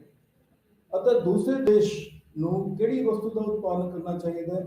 ਜਿਸ ਦੇ ਵਿੱਚ ਤੁਲਨਾਤਮਕ ਹਾਨੀ ਕੀ ਹੈ? ਘੱਟ ਹੋਵੇ ਜਾਂ ਕੰਪੈਰੀਟਿਵਲੀ ਜਾਂ ਜਿਹੜੀ ਕੋਸਟ ਜਿਹੜੀ ਹੈ ਉਹ ਮਤਲਬ ਕੋਸਟ ਕੰਪੈਰੀਟਿਵਲੀ ਕੀ ਹੈ? ਘੱਟ ਹੋਵੇ। ਤਾਂ ਉਸ ਵਸਤੂ ਦਾ ਉਸ ਦੇਸ਼ ਨੂੰ ਜਾਂ ਜਿਸ ਦੇ ਵਿੱਚ ਹਾਨੀ ਕੀ ਹੈ ਕੰਪੈਰੀਟਿਵਲੀ ਘੱਟ ਹੋਵੇ ਜਾਂ ਲਾਗਤ ਕੀ ਹੈ ਘੱਟ ਹੋਵੇ, ਤਾਂ ਉਸ ਦੇਸ਼ ਦਾ ਉਸ ਨੂੰ ਉਤਪਾਦਨ ਕਰਨਾ ਚਾਹੀਦਾ ਹੈ। ਤਾਂ ਬੇਸ਼ੱਕ ਇੱਕ ਦੇਸ਼ ਦੋਨੋਂ ਵਸਤੂਆਂ ਦਾ ਉਤਪਾਦਨ ਕਰ ਸਕਦਾ ਹੈ, ਦੂਸਰਾ ਦੇਸ਼ ਵੀ ਦੋਨੋਂ ਵਸਤੂਆਂ ਦਾ ਉਤਪਾਦਨ ਕਰ ਸਕਦਾ ਹੈ। ਜਿਹੜਾ ਪਹਿਲਾ ਦੇਸ਼ ਹੈ ਜੇ ਦੋਨੋਂ ਵਸਤੂ ਦਾ ਉਤਪਾਦਨ ਕਰਦਾ ਹੈ ਉਸ ਦੀ ਦੂਸਰੇ ਦੇਸ਼ ਦੇ ਨਾਲੋਂ ਲਾਗਤ ਕੀ ਹੈ? ਐਬਸੋਲੂਟ ਕੋਸਟ ਜਿਹੜੀ ਹੈ ਉਹ ਘੱਟ ਹੈ, ਲੇਕਿਨ ਕੰਪੈਰੀਟਿਵਲੀ ਇੱਕ ਵਸਤੂ ਦਾ ਉਤਪਾਦਨ ਕਰਕੇ ਲਾਗਤ ਜ਼ਿਆਦਾ ਆਉਂਦੀ ਹੈ, ਦੂਜੀ ਵਸਤੂ ਦਾ ਉਤਪਾਦਨ ਕਰਕੇ ਲਾਗਤ ਘੱਟ ਆਉਂਦੀ ਹੈ। ਜਿਸ ਵਸਤੂ ਦਾ ਲਾਗਤ ਉਤਪਾਦਨ ਕਰਕੇ ਲਾਗਤ ਘੱਟ ਆਉਂਦੀ ਹੈ ਉਸ ਦੇ ਵਿੱਚ ਉਸ ਨੂੰ ਐਡਵਾਂਟੇਜ ਜਾਂ ਲਾਭ ਜ਼ਿਆਦਾ ਮਿਲੇਗਾ, ਉਸ ਵਸਤੂ ਦਾ ਉਸ ਨੂੰ ਉਤਪਾਦਨ ਕਰਨਾ ਚਾਹੀਦਾ ਹੈ ਅਤੇ ਐਕਸਪੋਰਟ ਕਰਨਾ ਚਾਹੀਦਾ ਹੈ। ਅਤੇ ਦੂਸਰੇ ਦੇਸ਼ ਨੂੰ ਜਿਸ ਦੇ ਵਿੱਚ ਕੰਪੈਰੀਟਿਵ ਹਾਨੀ ਘੱਟ ਹੋਵੇ, ਲੋਸ ਘੱਟ ਹੋਵੇ ਜਾਂ ਡਿਸਐਡਵਾਂਟੇਜ ਘੱਟ ਹੋਵੇ, ਤਾਂ ਉਸ ਨੂੰ ਉਸ ਵਸਤੂ ਦਾ ਉਤਪਾਦਨ ਕਰਨਾ ਚਾਹੀਦਾ ਹੈ ਅਤੇ ਦੂਸਰੇ ਦੇਸ਼ ਨੂੰ ਐਕਸਪੋਰਟ ਕਰਨਾ ਚਾਹੀਦਾ। ਇਸ ਟੇਬਲ ਦੇ ਵਿੱਚ ਅਸੀਂ ਇਸ ਨੂੰ ਜ਼ਿਆਦਾ ਇਲੈਬੋਰੇਟ ਕਰ ਸਕਦੇ ਹਾਂ, ਜ਼ਿਆਦਾ ਅਸੀਂ ਕਰ ਸਕਦੇ ਹਾਂ। ਇਸ ਟੇਬਲ ਦੇ ਵਿੱਚ ਅਸੀਂ ਦੇਖਦੇ ਹਾਂ ਕਿ ਦੋ ਦੇਸ਼ ਅਸੀਂ ਉਦਾਹਰਨ ਦੇ ਤੌਰ ਤੇ ਲੈ ਰਹੇ ਹਾਂ, ਇੰਡੀਆ ਅਤੇ ਨੇਪਾਲ। ਉਹੀ ਉਦਾਹਰਨ ਲੈ ਰਹੇ ਹਾਂ ਕਿ ਦੋਨੋਂ ਦੋ ਵਸਤੂਆਂ ਸੇ ਲਈਆਂ ਰਾਈਸ ਅਤੇ ਵੀਟ। ਇੰਡੀਆ ਦੇ ਵਿੱਚ ਇੱਕ ਮਜ਼ਦੂਰ ਇੱਕ ਦਿਨ ਦੇ ਵਿੱਚ 10 ਇਕਾਈਆਂ ਰਾਈਸ ਦੀਆਂ ਅਤੇ 10 ਇਕਾਈਆਂ ਵੀਟ ਦੀਆਂ ਪੈਦਾ ਕਰ ਸਕਦਾ। ਅਤੇ ਨੇਪਾਲ ਦੇ ਵਿੱਚ ਇੱਕ ਮਜ਼ਦੂਰ 4 ਇਕਾਈਆਂ ਰਾਈਸ ਦੀਆਂ ਅਤੇ 8 ਇਕਾਈਆਂ ਵੀਟ ਦੀਆਂ ਪੈਦਾ ਕਰ ਸਕਦਾ। ਅਤੇ ਜੇ ਟੋਟਲ ਪ੍ਰੋਡਕਸ਼ਨ ਅਸੀਂ ਬਿਫੋਰ ਇੰਟਰਨੈਸ਼ਨਲ ਟ੍ਰੇਡ ਦੇਖਦੇ ਹਾਂ ਤਾਂ 14 ਇਕਾਈਆਂ ਰਾਈਸ ਦੀਆਂ ਦੋਨੋਂ ਦੇਸ਼ਾਂ ਵਿੱਚ ਜਾਂ 18 ਇਕਾਈਆਂ ਵੇਟ ਦੀਆਂ ਪ੍ਰੋਡਿਊਸ ਹੋ ਸਕਦੀਆਂ। ਠੀਕ ਹੈ ਜੀ। ਤਾਂ ਹੁਣ ਅਸੀਂ ਇਸ ਟੇਬਲ ਤੋਂ ਦੇਖੀਏ ਵੀ ਪ੍ਰੋਡਕਸ਼ਨ ਬਿਫੋਰ ਇੰਟਰਨੈਸ਼ਨਲ ਟ੍ਰੇਡ ਦੇ ਵਿੱਚ ਕਿ ਇੰਡੀਆ ਦੇ ਵਿੱਚ ਰਾਈਸ ਅਤੇ ਵੀਟ ਦੋਨੋਂ ਇਕਾਈਆਂ ਦਾ ਉਤਪਾਦਨ ਨੇਪਾਲ ਦੇ ਨਾਲੋਂ ਜ਼ਿਆਦਾ। ਨੇਪਾਲ ਦੇ ਵਿੱਚ ਰਾਈਸ ਜਿਹੜੀ ਹੈ ਉਹ 4 ਇਕਾਈਆਂ ਦੀ ਹੁੰਦੀ ਹੈ, ਜਦੋਂ ਕਿ ਇੰਡੀਆ ਦੇ ਵਿੱਚ 10 ਇਕਾਈਆਂ ਦੀ ਹੁੰਦੀ ਹੈ। ਇੰਡੀਆ ਵਿੱਚ ਰਾਈਸ ਦੀ ਪ੍ਰੋਡਕਸ਼ਨ ਜ਼ਿਆਦਾ ਨੇਪਾਲ ਦੇ ਨਾਲੋਂ। ਇਸੇ ਤਰ੍ਹਾਂ ਜੇ ਇੰਡੀਆ ਅਤੇ ਨੇਪਾਲ ਦੇ ਵਿੱਚ ਵੀਟ ਦੀ ਪ੍ਰੋਡਕਸ਼ਨ ਹੁੰਦੀ ਹੈ ਮਜ਼ਦੂਰਾਂ ਦੁਆਰਾ, ਤਾਂ ਵੀਟ ਦੀ ਪ੍ਰੋਡਕਸ਼ਨ ਵੀ ਨੇਪਾਲ ਨਾਲੋਂ ਜ਼ਿਆਦਾ। ਤਾਂ ਐਬਸੋਲੂਟ ਡਿਫਰੈਂਸ ਇਨ ਕੋਸਟ ਦੇ ਮੁਤਾਬਕ ਤਾਂ ਇੰਡੀਆ ਨੂੰ ਦੋਨੋਂ ਇਕਾਈਆਂ ਪੈਦਾ ਕਰਨੀਆਂ ਚਾਹੀਦੀਆਂ, ਕਿਉਂਕਿ ਐਬਸੋਲੂਟ ਡਿਫਰੈਂਸ ਇਨ ਕੋਸਟ ਜਿਹੜਾ ਹੈ ਉਹ ਐਬਸੋਲੂਟ ਜਿਹੜੀ ਕੋਸਟ ਹੈ ਉਹ ਇੰਡੀਆ ਵਿੱਚ ਦੋਨੋਂ ਇਕਾਈਆਂ ਦੀ ਘੱਟ।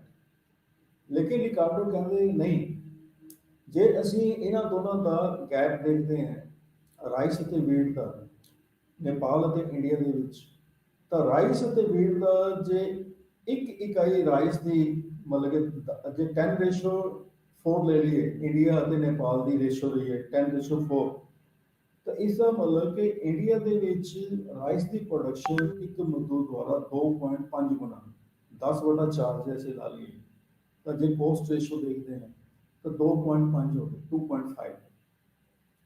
ਅਤੇ ਵੀਟ ਦੀ ਜੇ ਅਸੀਂ ਲੈਂਦੇ ਹਾਂ ਇੰਡੀਆ ਦੇ ਵਿੱਚ ਰੇਸ਼ੋ 10:8, 10 ਡਿਵਾਈਡਡ ਬਾਈ 8 ਜਾਂ 10:8, ਤਾਂ ਇਹ ਕਿੰਨੀ ਹੋ ਗਈ 1.25। ਤਾਂ ਇਹਦਾ ਮਤਲਬ ਰਾਈਸ ਦੀ ਪ੍ਰੋਡਕਸ਼ਨ ਵੀਟ ਦੇ ਨਾਲੋਂ ਇੰਡੀਆ ਦੇ ਵਿੱਚ ਜੇ ਅਸੀਂ ਇੰਡੀਆ ਨੂੰ ਕੰਪੇਅਰ ਕਰਦੇ ਹਾਂ ਨੇਪਾਲ ਦੇ ਨਾਲੋਂ, ਉਹ ਕੀ ਹੈ ਜ਼ਿਆਦਾ ਹੁੰਦੀ ਹੈ। ਮਤਲਬ ਕਿ ਡਿਫਰੈਂਸ ਇਨ ਕੋਸਟ ਜਿਹੜਾ ਹੈ ਉਹ ਰਾਈਸ ਦੇ ਵਿੱਚ ਜ਼ਿਆਦਾ ਹੈ ਅਤੇ ਵੀਟ ਵਿੱਚ ਕੀ ਹੈ ਘੱਟ ਹੈ। ਇਸ ਕਰਕੇ ਇੰਡੀਆ ਨੂੰ ਆਪਣੇ ਜਿਹੜੀ ਪ੍ਰੋਡਕਸ਼ਨ ਹੈ ਉਹ ਰਾਈਸ ਦੀ ਕਰਨੀ ਚਾਹੀਦੀ ਹੈ, ਵੀਟ ਦੀ ਨਹੀਂ ਕਰਨੀ ਚਾਹੀਦੀ। ਅਤੇ ਨੇਪਾਲ ਨੂੰ ਕਿਸ ਚੀਜ਼ ਦਾ ਉਤਪਾਦਨ ਕਰਨਾ ਚਾਹੀਦਾ ਹੈ, ਉਹ ਵੀਟ ਦਾ ਉਤਪਾਦਨ ਕਰਨਾ ਚਾਹੀਦਾ।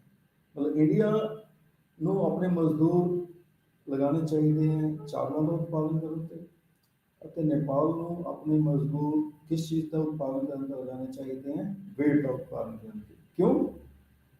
ਕਿਉਂਕਿ ਡਿਫਰੈਂਸ ਇਨ ਕੋਸਟ ਜਿਹੜਾ ਹੈ, ਕੰਪੈਰੀਟਿਵ ਡਿਫਰੈਂਸ ਇਨ ਕੋਸਟ, ਤੁਲਨਾਤਮਕ ਲਾਗਤ ਵਿੱਚ ਅੰਤਰ ਇੰਡੀਆ ਅਤੇ ਨੇਪਾਲ ਦੇ ਵਿੱਚ ਰਾਈਸ 'ਚ ਜ਼ਿਆਦਾ ਹੈ, ਜਿਸ ਤਰ੍ਹਾਂ ਆਪਾਂ ਦੇਖਿਆ 2.5 ਅਤੇ ਵੀਟ 'ਚ ਕਿੰਨਾ ਹੈ 1.25। 1.25 10 ਡਿਵਾਈਡਡ ਬਾਈ 8 ਅਤੇ 2.5 ਕਿਵੇਂ ਆ ਗਿਆ 10 ਡਿਵਾਈਡਡ ਬਾਈ 4। ਕਿਉਂ? ਕਿਉਂਕਿ ਅਸੀਂ ਕੰਪੇਅਰ ਕਰ ਰਹੇ ਹਾਂ ਕਿ ਇੰਡੀਆ ਵਿੱਚ ਕੋਸਟ ਜਾਂ ਉਤਪਾਦਨ ਜਿਹੜਾ ਰਾਈਸ ਦਾ ਕਿੰਨਾ ਜ਼ਿਆਦਾ ਹੁੰਦਾ ਅਤੇ ਵੀਟ ਦਾ ਉਤਪਾਦਨ ਕਿੰਨਾ ਜ਼ਿਆਦਾ ਹੁੰਦਾ ਨੇਪਾਲ ਦੇ ਨਾਲ। ਤਾਂ ਜਦ ਇਸ ਤਰ੍ਹਾਂ ਅਸੀਂ ਕਰਦੇ ਹਾਂ ਤਾਂ ਆਫਟਰ ਇੰਟਰਨੈਸ਼ਨਲ ਟ੍ਰੇਡਸ ਰਾਈਸ ਦੀ ਪ੍ਰੋਡਕਸ਼ਨ ਜਿਹੜੀ ਹੈ 20 ਯੂਨਿਟਸ ਹੋ ਗਈ ਅਤੇ ਵੀਟ ਦੀ ਪ੍ਰੋਡਕਸ਼ਨ 0, ਕਿਉਂਕਿ ਦੋਨੋਂ ਮਜ਼ਦੂਰਾਂ ਨੂੰ ਅਸੀਂ ਰਾਈਸ ਦੀ ਪ੍ਰੋਡਕਸ਼ਨ ਤੇ ਲਗਾ ਦਿੱਤਾ ਅਤੇ ਨੈਚੁਰਲੀ ਵੀਟ ਦੀ ਪ੍ਰੋਡਕਸ਼ਨ ਕੀ ਹੈ 0 ਹੋ ਗਈ। ਇਸੇ ਤਰ੍ਹਾਂ ਨੇਪਾਲ ਦੇ ਵਿੱਚ ਅਸੀਂ ਦੋਨੋਂ ਮਜ਼ਦੂਰਾਂ ਨੂੰ ਵੀਟ ਦੀ ਪ੍ਰੋਡਕਸ਼ਨ ਤੇ ਲਗਾ ਦਿੱਤਾ ਅਤੇ ਰਾਈਸ ਦੀ ਪ੍ਰੋਡਕਸ਼ਨ ਕੀ ਹੈ 0 ਹੋ ਗਈ। ਤਾਂ ਰਾਈਸ ਦੀ ਪ੍ਰੋਡਕਸ਼ਨ ਜਿਹੜੀ ਹੈ 0 ਹੈ ਅਤੇ ਵੀਟ ਦੀ ਪ੍ਰੋਡਕਸ਼ਨ ਜਿਹੜੀ ਹੈ ਉਹ ਡਬਲ ਹੋ ਗਈ, 16 ਹੋ ਗਈ। 8 into 2 16 ਹੋ ਗਈ। ਤਾਂ ਜੇ ਅਸੀਂ ਇੰਡੀਆ ਅਤੇ ਨੇਪਾਲ ਦੇ ਵਿੱਚ ਟੋਟਲ ਰਾਈਸ ਦੀ ਪ੍ਰੋਡਕਸ਼ਨ ਦੇਖਦੇ ਹਾਂ ਤਾਂ 20 ਹੋ ਗਈ, ਜਦੋਂ ਕਿ ਬਿਫੋਰ ਇੰਟਰਨੈਸ਼ਨਲ ਟ੍ਰੇਡ ਇਹ 14 ਸੀਗੀ। ਮਤਲਬ 6 ਯੂਨਿਟਸ ਰਾਈਸ ਦੀ ਪ੍ਰੋਡਕਸ਼ਨ ਕੀ ਹੈ ਜ਼ਿਆਦਾ ਹੋ ਗਈ। ਅਤੇ ਵੀਟ ਦੀ ਪ੍ਰੋਡਕਸ਼ਨ ਟੋਟਲ ਪਹਿਲਾਂ ਕਿੰਨੀ ਸੀ 18, ਹੁਣ ਕਿੰਨੀ ਹੋ ਗਈ 16। ਵੀਟ ਦੀ ਪ੍ਰੋਡਕਸ਼ਨ ਜਿਹੜੀ ਹੈ ਉਹ 2 ਯੂਨਿਟਸ ਜਿਹੜੀ ਹੈ ਘੱਟ। ਜੇ ਅਸੀਂ ਚੇਂਜ ਇਨ ਪ੍ਰੋਡਕਸ਼ਨ ਦੇਖਦੇ ਹਾਂ, ਇਹ ਟੇਬਲ ਥੋੜਾ ਜਿਹਾ ਘੱਟ ਗਿਆ, ਤਾਂ ਰਾਈਸ ਦੀ ਪ੍ਰੋਡਕਸ਼ਨ ਜਿਹੜੀ ਹੈ ਜੇ ਅਸੀਂ 20 ਮਾਈਨਸ 10 ਕਰਦੇ ਹਾਂ ਤਾਂ 10 ਇਕਾਈਆਂ ਰਾਈਸ ਦੀ ਪ੍ਰੋਡਕਸ਼ਨ ਕੀ ਹੈ ਜ਼ਿਆਦਾ ਪਹਿਲਾਂ ਨਾਲੋਂ ਇੰਡੀਆ ਦੇ ਵਿੱਚ। ਅਤੇ ਨੇਪਾਲ ਦੇ ਵਿੱਚ ਜਿਹੜੀ ਰਾਈਸ ਦੀ ਪ੍ਰੋਡਕਸ਼ਨ ਜਿਹੜੀ ਹੈ ਉਹ 0 ਮਾਈਨਸ 4, 0 ਮਾਈਨਸ 4 ਕਰਦੇ ਹਾਂ ਤਾਂ -4 ਹੋ ਗਈ। ਜੇ 10 ਮਾਈਨਸ 4 ਅਸੀਂ ਟੋਟਲ ਚੇਂਜ ਦੇਖਦੇ ਹਾਂ, ਨੈਟ ਚੇਂਜ ਦੇਖਦੇ ਹਾਂ, ਤਾਂ ਕਿੰਨੀ ਹੋ ਗਈ 6 ਯੂਨਿਟਸ ਪਲੱਸ ਹੋ ਗਈ। ਇसी तरह जे ਅਸੀਂ ਵੀਟ ਦੀ ਪ੍ਰੋਡਕਸ਼ਨ ਦੇਖਦੇ ਹਾਂ, ਬਿਫੋਰ ਇੰਟਰਨੈਸ਼ਨਲ ਟ੍ਰੇਡ ਵੀਟ ਦੀ ਪ੍ਰੋਡਕਸ਼ਨ ਸੀਗੀ 10 ਇਕਾਈਆਂ ਦੀ, 10 ਇਕਾਈਆਂ ਦੀ, 10 ਯੂਨਿਟਸ। ਅਤੇ ਆਫਟਰ ਇੰਟਰਨੈਸ਼ਨਲ ਟ੍ਰੇਡ ਵੀਟ ਦੀ ਪ੍ਰੋਡਕਸ਼ਨ ਹੋ ਗਈ 0 0। ਤਾਂ 0 ਮਾਈਨਸ 10 ਕਿੰਨੀ ਹੋ ਗਈ -10। ਜਿਹੜਾ ਪੋਰਸ਼ਨ ਕੱਟ ਗਿਆ ਤਾਂ ਆਪਾਂ ਐਡ ਕਰ ਸਕਦੇ ਹਾਂ ਕਿ ਵੀਟ ਦੀ ਪ੍ਰੋਡਕਸ਼ਨ ਜਿਹੜੀ ਹੈ ਚੇਂਜ ਇਨ ਵੀਟ ਦੀ ਪ੍ਰੋਡਕਸ਼ਨ ਕਿੰਨੀ ਹੋ ਗਈ -10। ਅਤੇ ਇਸੇ ਤਰ੍ਹਾਂ ਜਿਹੜੀ ਅਸੀਂ ਨੇਪਾਲ ਦੇ ਵਿੱਚ ਦੇਖਦੇ ਹਾਂ 16 ਮਾਈਨਸ 8 ਕਿ ਬਿਫੋਰ ਇੰਟਰਨੈਸ਼ਨਲ ਟ੍ਰੇਡ ਇਹ 8 ਯੂਨਿਟ ਸੀਗੀ ਅਤੇ ਆਫਟਰ ਇੰਟਰਨੈਸ਼ਨਲ ਟ੍ਰੇਡ ਕਿੰਨੀ ਹੋ ਗਈ 16। ਤਾਂ 16 ਮਾਈਨਸ 8 ਕਿੰਨਾ ਹੋ ਗਿਆ 8। ਤਾਂ -10 ਪਲੱਸ 8 ਤਾਂ ਕਿੰਨਾ ਹੋ ਗਿਆ -2। ਤਾਂ ਇਸ ਦਾ ਮਤਲਬ ਕਿ ਸਾਡੇ ਕੋਲ ਜਿਹੜਾ ਨੈਟ ਗੇਨ ਹੈ, ਨੈਟ ਗੇਨ 4 ਯੂਨਿਟਸ। ਤਾਂ ਇਧਰਲੇ ਪਾਸੇ ਰਾਈਸ ਦਾ ਗੇਨ ਜਿਹੜਾ ਹੋ ਗਿਆ 6 ਯੂਨਿਟਸ ਅਤੇ ਵੀਟ ਦਾ ਜਿਹੜਾ ਲੋਸ ਹੈ ਉਹ ਹੋ ਗਿਆ -2 ਯੂਨਿਟਸ। ਤਾਂ ਜਿਹੜਾ ਟੋਟਲ ਨੈਟ ਗੇਨ ਹੈ ਦੋਨੋਂ ਦੇਸ਼ਾਂ ਨੂੰ ਉਹ 4 ਇਕਾਈਆਂ ਦਾ ਹੋ ਗਿਆ। ਠੀਕ ਹੈ ਜੀ। ਤਾਂ ਜਿਸ ਤਰ੍ਹਾਂ ਅਸੀਂ ਇਸ 'ਚ ਵੀ ਦੇਖਦੇ ਹਾਂ ਕਿ ਜੇ ਰਾਈਸ ਅਤੇ ਵੀਟ ਦੀ ਟੋਟਲ ਪ੍ਰੋਡਕਸ਼ਨ ਅਸੀਂ ਲਿਖੀਏ ਤਾਂ 32 ਯੂਨਿਟਸ ਹੋ ਗਈ 14 ਪਲੱਸ 18। ਅਤੇ ਇਸ ਪਾਸੇ ਆਫਟਰ ਇੰਟਰਨੈਸ਼ਨਲ ਟ੍ਰੇਡ ਕਿੰਨਾ ਹੋ ਗਿਆ 36 20 ਪਲੱਸ 16 36। ਤਾਂ 36 ਮਾਈਨਸ 32 ਕਿੰਨਾ ਹੋ ਗਿਆ 4। ਅਤੇ ਜੇ ਅਸੀਂ ਟੋਟਲ ਦੇ ਵਿੱਚੋਂ ਵੀ ਡਿਫਰੈਂਸ ਕਰੀਏ ਤਾਂ 14 ਮਾਈਨਸ 20 ਪਲੱਸ 6 ਹੋ ਗਿਆ। ਤਾਂ 16 ਮਾਈਨਸ 18 ਮਾਈਨਸ 2 ਹੋ ਗਿਆ। ਤਾਂ ਨੈਟ ਗੇਨ ਅੰਤਰਰਾਸ਼ਟਰੀ ਵਪਾਰ ਕਰਕੇ ਅਤੇ ਜੇ ਅਸੀਂ ਇਸ ਤਰ੍ਹਾਂ ਉਤਪਾਦਨ ਕਰਦੇ ਹਾਂ ਰਿਕਾਰਡੋ ਦੇ ਮੁਤਾਬਕ ਕਿ ਇੱਕ ਦੇਸ਼ ਨੂੰ ਜਿਸ 'ਚ ਕੰਪੈਰੇਟਿਵ ਉਸ ਨੂੰ ਲਾਭ ਜ਼ਿਆਦਾ ਹੋਵੇ, ਤੁਲਨਾਤਮਕ ਲਾਭ ਜ਼ਿਆਦਾ ਹੋਵੇ ਜਾਂ ਲਾਗਤ ਘੱਟ ਹੋਵੇ, ਉਸ ਵਸਤੂ ਦਾ ਉਤਪਾਦਨ ਕਰਨਾ ਚਾਹੀਦਾ ਹੈ। ਅਤੇ ਦੂਸਰੇ ਦੇਸ਼ ਨੂੰ ਜਿਸ 'ਚ ਕੰਪੈਰੇਟਿਵ ਜਿਹੜਾ ਡਿਸਐਡਵਾਂਟੇਜ ਘੱਟ ਹੋਵੇ, ਮਤਲਬ ਕਿ ਹਾਨੀ ਘੱਟ ਹੋਵੇ, ਉਸ ਚੀਜ਼ ਦਾ ਉਤਪਾਦਨ ਕਰਨਾ ਚਾਹੀਦਾ ਹੈ। ਬੇਸ਼ੱਕ ਇੱਕ ਦੇਸ਼ ਦੇ ਵਿੱਚ ਜਿਹੜੀ ਨਿਰਪੇਕਸ਼ ਲੈਵਲ 'ਤੇ ਲਾਗਤ ਜਿਹੜੀ ਹੈ ਦੂਸਰੇ ਦੇਸ਼ ਨਾਲੋਂ ਘੱਟ ਹੋਵੇ। ਤਾਂ ਇਸ ਨੂੰ ਅਸੀਂ ਜੇ ਬੈਕਗਰਾਉਂਡ ਦੇ ਰਾਹੀਂ ਅਸੀਂ ਐਕਸਪਲੇਨ ਕਰਦੇ ਹਾਂ ਤਾਂ ਅਸੀਂ ਦੇਖਦੇ ਹਾਂ ਕਿ ਬਿਫੋਰ ਇੰਟਰਨੈਸ਼ਨਲ ਟ੍ਰੇਡ ਇੰਡੀਆ ਦੇ ਵਿੱਚ ਇੱਕ ਮਜ਼ਦੂਰ ਜਿਹੜਾ 10 ਯੂਨਿਟਸ ਰਾਈਸ ਦੀਆਂ ਅਤੇ 10 ਯੂਨਿਟਸ ਜਿਹੜੀਆਂ ਵੀਟ ਦੀਆਂ ਪ੍ਰੋਡਿਊਸ ਕਰ ਸਕਦਾ। ਅਤੇ ਇੰਡੀਆ ਦੇ ਵਿੱਚ ਰੇਸ਼ੋ ਹੋ ਗਈ 1:1। ਤਾਂ ਏ ਸੀ 1:1, ਇੰਡੀਆ ਵਿੱਚ ਏ ਵੀ 1:1 ਹੋ। ਤਾਂ ਇੱਕ ਇਕਾਈ ਰਾਈਸ ਦੀ ਇੱਕ ਇਕਾਈ ਵੀਟ ਦੇ ਬਰਾਬਰ ਹੋ। ਅਤੇ ਨੇਪਾਲ ਦੇ ਵਿੱਚ ਇੱਕ ਮਜ਼ਦੂਰ 4 ਇਕਾਈਆਂ ਚਾਵਲ ਦੀਆਂ ਅਤੇ 8 ਇਕਾਈਆਂ ਵੀਟ ਦੀਆਂ ਪ੍ਰੋਡਿਊਸ ਕਰ ਸਕਦਾ। ਤਾਂ ਇੱਕ ਇਕਾਈ ਚਾਵਲ ਦੀ ਉਹ 2 ਇਕਾਈਆਂ ਵੀਟ ਦੇ ਬਰਾਬਰ ਹੋ ਗਈਆਂ, ਕਿਉਂਕਿ 4:8 ਮੀਨਸ 1:2। ਤਾਂ ਨੇਪਾਲ ਦੇ ਵਿੱਚ ਜਿਹੜੀ ਏ ਸੀ ਹੈ ਉਹ ਪ੍ਰੋਡਕਸ਼ਨ ਪੋਸੀਬਿਲਿਟੀ ਕਦਰ ਹੋ ਗਈ ਏ ਸੀ, ਮਤਲਬ ਕਿ ਇੱਕ ਇਕਾਈ ਚਾਵਲ ਉਹ 2 ਇਕਾਈਆਂ ਵੀਟ ਦੇ ਬਰਾਬਰ ਹੋ ਗਈ। ਹੁਣ ਜਿਹੜਾ ਇਹ ਇੰਟਰਨੈਸ਼ਨਲ ਟ੍ਰੇਡ ਹੈ ਤੋਂ ਜਿਹੜਾ ਲਾਭ ਹੋਏਗਾ ਦੋਨਾਂ ਦੇਸ਼ਾਂ ਨੂੰ, ਉਹ ਲਾਭ ਜਿਹੜਾ ਹੈ ਉਹ ABC ਟ੍ਰਾਇੰਗਲ ਦੁਆਰਾ ਸਾਨੂੰ ਪਤਾ ਲੱਗਦਾ ਹੈ। ਲੇਕਿਨ ਕਿਸ ਦੇਸ਼ ਨੂੰ ਕਿੰਨਾ ਲਾਭ ਹੋਏਗਾ ਇਹ ਦੋਨਾਂ ਦੀ ਵਪਾਰ ਦੀ ਸ਼ਰਤਾਂ ਤੇ, ਟਰਮਸ ਆਫ ਕੰਡੀਸ਼ਨਸ ਤੇ, ਟਰਮਸ ਆਫ ਟ੍ਰੇਡ ਤੇ ਉਹ ਡਿਪੈਂਡ ਕਰਦਾ ਹੈ ਕਿ ਨੇਪਾਲ ਇੰਡੀਆ ਦੇ ਨਾਲ ਕਿਸ ਸ਼ਰਤ ਤੇ ਵਪਾਰ ਕਰਦਾ ਹੈ ਅਤੇ ਇੰਡੀਆ ਨੇਪਾਲ ਦੇ ਨਾਲ ਕਿਸ ਸ਼ਰਤ ਤੇ ਵਪਾਰ ਕਰਦਾ ਹੈ, ਕਿਸ ਸ਼ਰਤ ਤੇ ਉਹ ਐਕਸਪੋਰਟ ਦੇ ਵੱਲੇ ਇੰਪੋਰਟ ਕਰਦਾ ਹੈ ਅਤੇ ਨੇਪਾਲ ਕਿਸ ਸ਼ਰਤ ਤੇ ਐਕਸਪੋਰਟ ਦੇ ਵੱਲੇ ਇੰਡੀਆ ਦੇ ਨਾਲ ਇੰਪੋਰਟ ਕਰਦਾ। ਤਾਂ ਇਹ ਸੀਗੀ ਪ੍ਰੋਡਕਸ਼ਨ ਪੋਸੀਬਿਲਿਟੀ ਕਰਵ। ਤਾਂ ਹੁਣ ਅਸੀਂ ਇਸ ਸਿਧਾਂਤ ਦੀ ਜਿਹੜੀ ਆਲੋਚਨਾ ਡਿਸਕਸ ਕਰ ਰਹੇ ਹਾਂ ਕਿ ਇਸ ਦੀ ਕੀ ਕ੍ਰਿਟਿਸਿਜ਼ਮ ਹੈ। ਕੰਪੈरेटिव डिफरेंस इन कॉस्ट ਜਾਂ ਰਿਕਾਰਡੋ ਦਾ ਸਿਧਾਂਤ ਜਿਹੜਾ ਹੈ, ਇਸ classical theory of international trade ਅਸੀਂ ਕਹਿ ਲਈਏ, ਇਸ ਦੀ ਕੀ ਆਲੋਚਨਾ ਹੈ। ਪਹਿਲੀ ਆਲੋਚਨਾ ਤਾਂ ਇਹ ਹੈ ਕਿ ਇਹ ਇੱਕ ਨੋਰਮੇਟਿਵ ਥਿਊਰੀ ਹੈ, ਇਹ ਇੱਕ ਆਦਰਸ਼ ਵਿਗਿਆਨ ਹੈ। ਇਹ ਇੱਕ ਪੋਜ਼ਿਟਿਵ ਇਕਨੋਮਿਕ ਸਿਧਾਂਤ ਨਹੀਂ ਹੈ। ਇਸ ਸਿਧਾਂਤ ਦੇ ਵਿੱਚ ਇੱਦਾਂ ਦੱਸਿਆ ਗਿਆ ਹੈ ਕਿ ਅੰਤਰਰਾਸ਼ਟਰੀ ਵਪਾਰ ਦੇ ਨਾਲ ਅਸੀਂ ਕਿਵੇਂ ਆਰਥਿਕ ਕਲਿਆਣ ਦੇ ਵਿੱਚ ਵਾਧਾ ਕਰਦੇ ਹਾਂ, ਲੇਕਿਨ ਇਸ ਦੇ ਵਿੱਚ ਜਿਹੜੀ ਕੰਪੋਜੀਸ਼ਨ ਆਫ ਇੰਟਰਨੈਸ਼ਨਲ ਟ੍ਰੇਡ ਜਿਹੜੀ ਹੈ ਅਤੇ nature of export and import ਜਿਹੜੀ ਹੈ ਉਹ ਨਹੀਂ ਦੱਸੀ। ਅਤੇ ਮਤਲਬ ਐਕਸਪੋਰਟ ਦੀ ਰਚਨਾ ਕੀ ਹੋਏਗੀ, ਇੰਪੋਰਟ ਦੀ ਰਚਨਾ ਕੀ ਹੋਏਗੀ, ਜਿਹੜੀਆਂ ਵਸਤੂਆਂ ਦਾ ਅਸੀਂ ਐਕਸਪੋਰਟ ਇੰਪੋਰਟ ਕਰ ਰਹੇ ਹਾਂ ਉਸ ਦੀ ਕੁਆਲਿਟੀ ਕੀ ਹੋਏਗੀ, ਉਹਦੀ ਕੰਪੋਜੀਸ਼ਨ ਕੀ ਹੋਏਗੀ। ਅਤੇ ਜਦੋਂ ਵਪਾਰ ਕਰ ਰਹੇ ਹਾਂ, ਇੱਕ ਦੇਸ਼ ਦੂਸਰੇ ਦੇਸ਼ ਨਾਲ ਵਪਾਰ ਕਰਦਾ, ਉਸ ਦੇ ਨਾਲ ਕੀ ਕੀ ਸਮੱਸਿਆਵਾਂ ਆਉਂਦੀਆਂ ਨੇ, ਤਾਂ ਉਸ ਦੀ ਉਹਨਾਂ ਸਮੱਸਿਆਵਾਂ ਦਾ ਇਸ ਸਿਧਾਂਤ ਦੇ ਵਿੱਚ ਵਿਆਖਿਆ ਨਹੀਂ ਕੀਤੀ। ਦੂਸਰਾ, ਇਸ ਦੀ ਆਲੋਚਨਾ ਅਸੀਂ ਕਰ ਸਕਦੇ ਹਾਂ ਕਿ ਇਹ ਜਿਹੜਾ ਸਿਧਾਂਤ ਹੈ ਲੇਬਰ ਥਿਊਰੀ ਆਫ ਵੈਲਿਊ ਤੇ ਆਧਾਰਿਤ ਹੈ। This theory is based on labour theory of value. ਮਜ਼ਦੂਰਾਂ ਦੇ ਮੁੱਲ ਦੇ ਆਧਾਰ ਤੇ ਇਹ ਸਿਧਾਂਤ ਬਣਾਇਆ ਗਿਆ। ਕਹਿਣ ਦਾ ਮਤਲਬ ਉਤਪਾਦਨ ਦੇ 4 ਸਾਧਨ ਹੈ: land, labour, capital and entrepreneur. Entrepreneur ਨੂੰ ਇੱਕ ਪਾਸੇ ਜੇ ਅਸੀਂ ਛੱਡ ਦਿੱਤੀ ਹੈ, ਲੈਂਡ, ਲੇਬਰ ਐਂਡ ਕੈਪੀਟਲ। ਇਸ ਦੇ ਵਿੱਚ ਸਿਰਫ ਇੱਕ ਫੈਕਟਰ ਆਫ ਪ੍ਰੋਡਕਸ਼ਨ ਨੂੰ ਲਿਆ ਗਿਆ, that is the labour.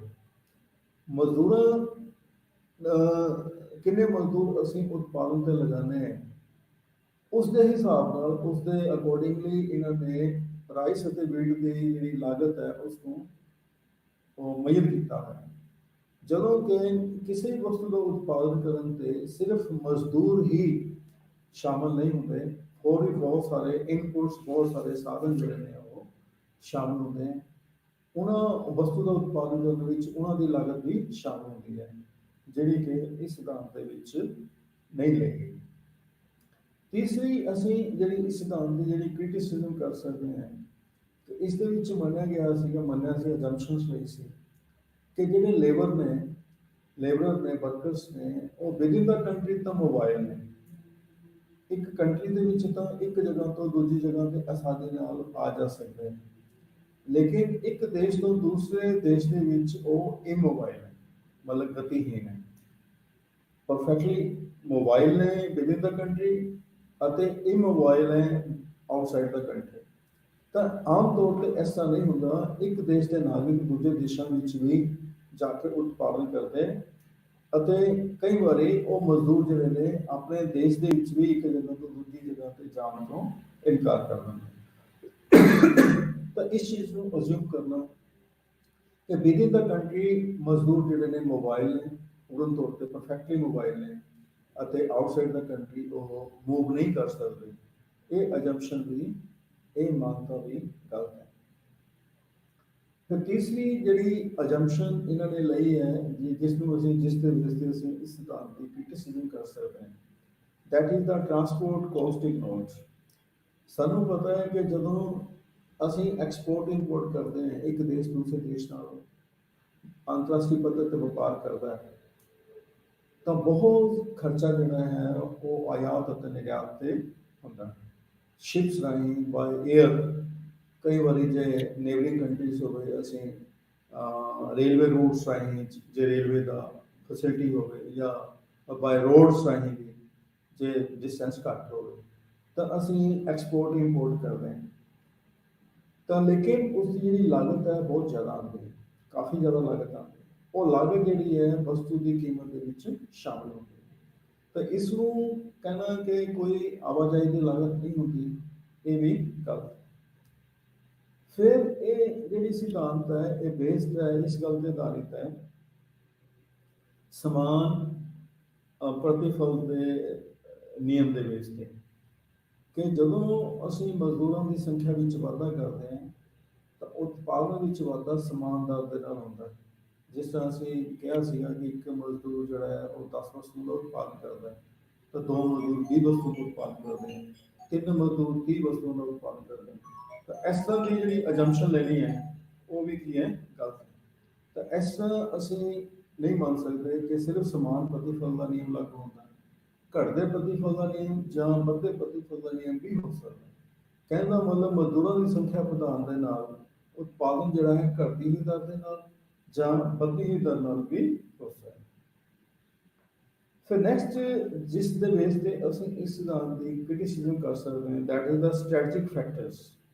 ਸਟ੍ਰੈਟਜਿਕ factors ਹੁੰਦੇ ਨੇ ਇਹਨਾਂ ਸਿਧਾਂਤਾਂ ਵਿੱਚ ਦੱਸਿਆ ਗਿਆ ਦੋਨੋਂ ਜਿਹੜੀਆਂ ਨੇ ਕਿ ਜਿਸ ਦੇਸ਼ ਦੇ ਵਿੱਚ ਕੰਪੈरेटिव ਕੋਸਟ ਘੱਟ ਹੋਵੇ ਉਸ ਦੇਸ਼ ਦੇ ਵਿੱਚ ਜਾਂ ਜਿਸ ਦੀ ਕੰਪੈरेटिव ਐਡਵਾਂਟੇਜ ਜ਼ਿਆਦਾ ਹੋਵੇ ਉਸ ਦੇਸ਼ ਨੂੰ ਉਸ ਦਾ ਵਸਤੂਆਂ ਦਾ ਉਤਪਾਦਨ ਕਰਨਾ ਚਾਹੀਦਾ ਹੈ। ਅਤੇ ਜਿਸ ਦੇ ਵਿੱਚ ਦੂਸਰੇ ਦੇਸ਼ ਨੂੰ ਕੰਪੈरेटिव ਡਿਸਐਡਵਾਂਟੇਜ ਘੱਟ ਹੋਵੇ ਉਸ ਦੇਸ਼ ਨੂੰ ਉਸ ਵਸਤੂ ਦਾ ਉਤਪਾਦਨ ਕਰਨਾ ਚਾਹੀਦਾ।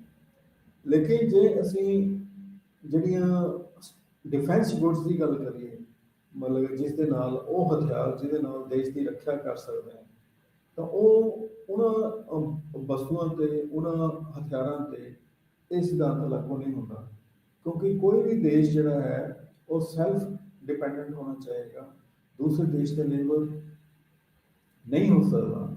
ਤਾਂ ਜਿਸ ਤਰ੍ਹਾਂ ਅੱਜ ਕੱਲ੍ਹ ਕਰੰਟਲੀ ਯੂਕਰੇਨ ਦੀ ਰਸ਼ੀਆ ਦੇ ਨਾਲ ਲੜਾਈ ਹੋ ਰਹੀ ਹੈ, ਤਾਂ ਜੇ ਯੂਕਰੇਨ ਕੋਲ ਜਾਂ ਰਸ਼ੀਆ ਕੋਲ ਆਪਣੇ ਹਥਿਆਰ ਆਪਣੇ ਬਲਬੂਤੇ ਤੇ ਉਹ ਦੋਨੋਂ ਦੇਸ਼ ਇੱਕ ਦੂਜੇ ਨਾਲ ਨਹੀਂ ਲੜਦੇ, ਤਾਂ ਦੂਸਰੇ ਦੇਸ਼ ਤੇ ਡਿਪੈਂਡੈਂਟ ਜਿਹੜੀ ਹੈ ਡਿਪੈਂਡੈਂਸੀ ਜਿਹੜੀ ਨਿਰਭਰਤਾ ਜਿਹੜੀ ਹੈ ਉਹ ਬੜੀ ਖਤਰਨਾਕ। ਦੂਸਰਾ ਦੇਸ਼ ਉਹ ਹਥਿਆਰ ਸਪਲਾਈ ਕਰੇ ਜਾਂ ਨਾ ਕਰੇ ਉਸਦੇ ਬਹੁਤ ਸਾਰੇ ਪਹਿਲੂ ਹੋ ਸਕਦੇ ਹਨ, ਬਹੁਤ ਸਾਰੇ ਪਕਸ਼ ਜਿਹੜੇ ਨੇ ਫੇਵਰ 'ਚ ਵੀ ਹੋ ਸਕਦੇ ਹਨ, ਉਹ ਡਿਸਫੇਵਰ 'ਚ ਵੀ ਹੋ ਸਕਦੇ ਹਨ, ਅਨਫੇਵਰੇਬਲ ਵੀ ਹੋ ਸਕਦੇ ਹਨ। ਤਾਂ ਅਨਸਰਟਨਟੀ ਜਿਹੜੀ ਹੈ ਉਹ ਉਸਦੇ ਵਿੱਚ ਹੋ ਜਾਂਦੀ ਹੈ। ਤਾਂ ਉਹਨਾਂ ਡਿਫੈਂਸ ਇਕਵਿਪਮੈਂਟਸ ਤੇ ਇਹ ਸਿਧਾਂਤ ਜਿਹੜੇ ਲਾਗੂ ਨਹੀਂ ਹੁੰਦੇ।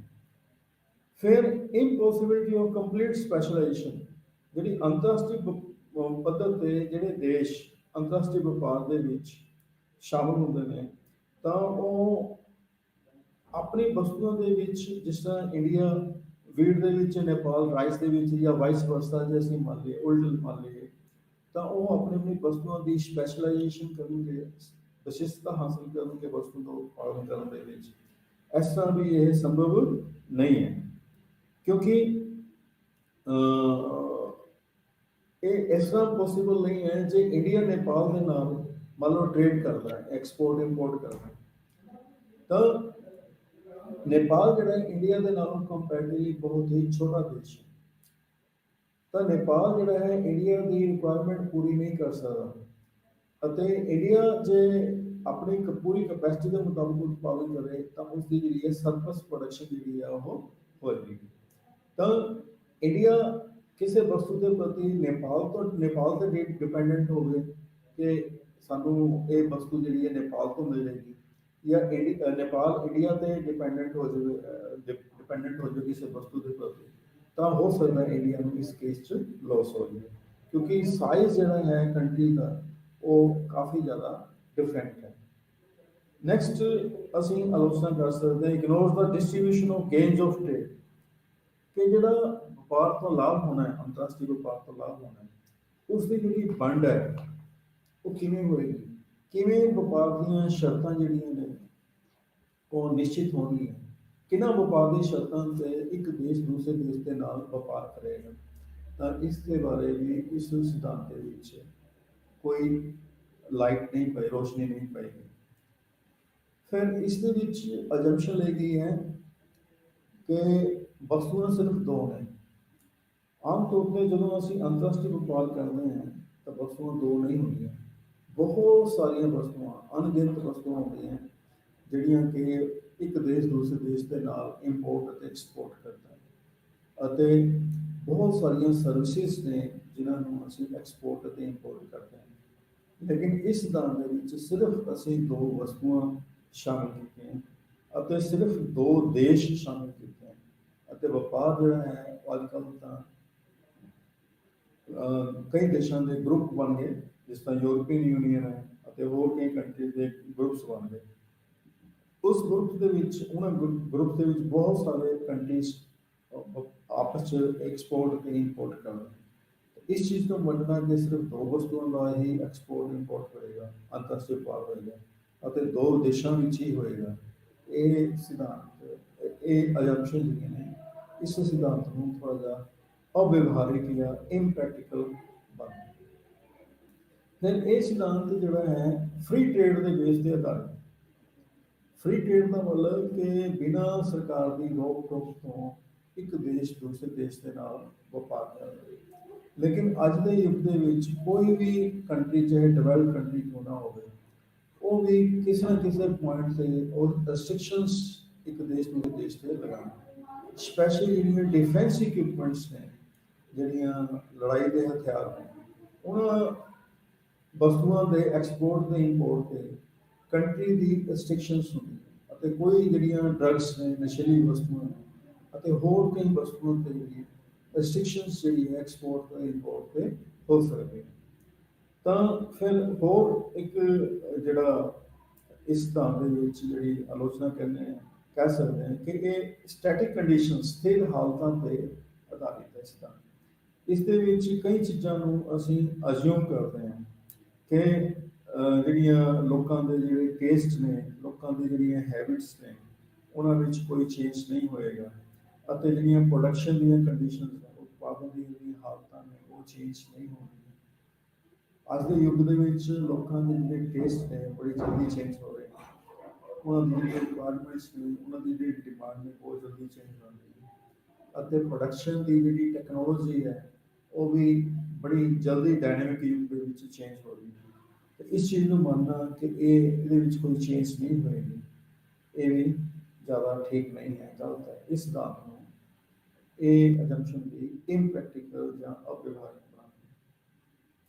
ਅਤੇ ਫਿਰ ਇਸ ਸਿਧਾਂਤ ਦੇ ਵਿੱਚ ਸਿਰਫ ਇੱਕ ਪਕਸ਼, ਇੱਕ ਪਹਿਲੂ ਲਿਆ ਗਿਆ।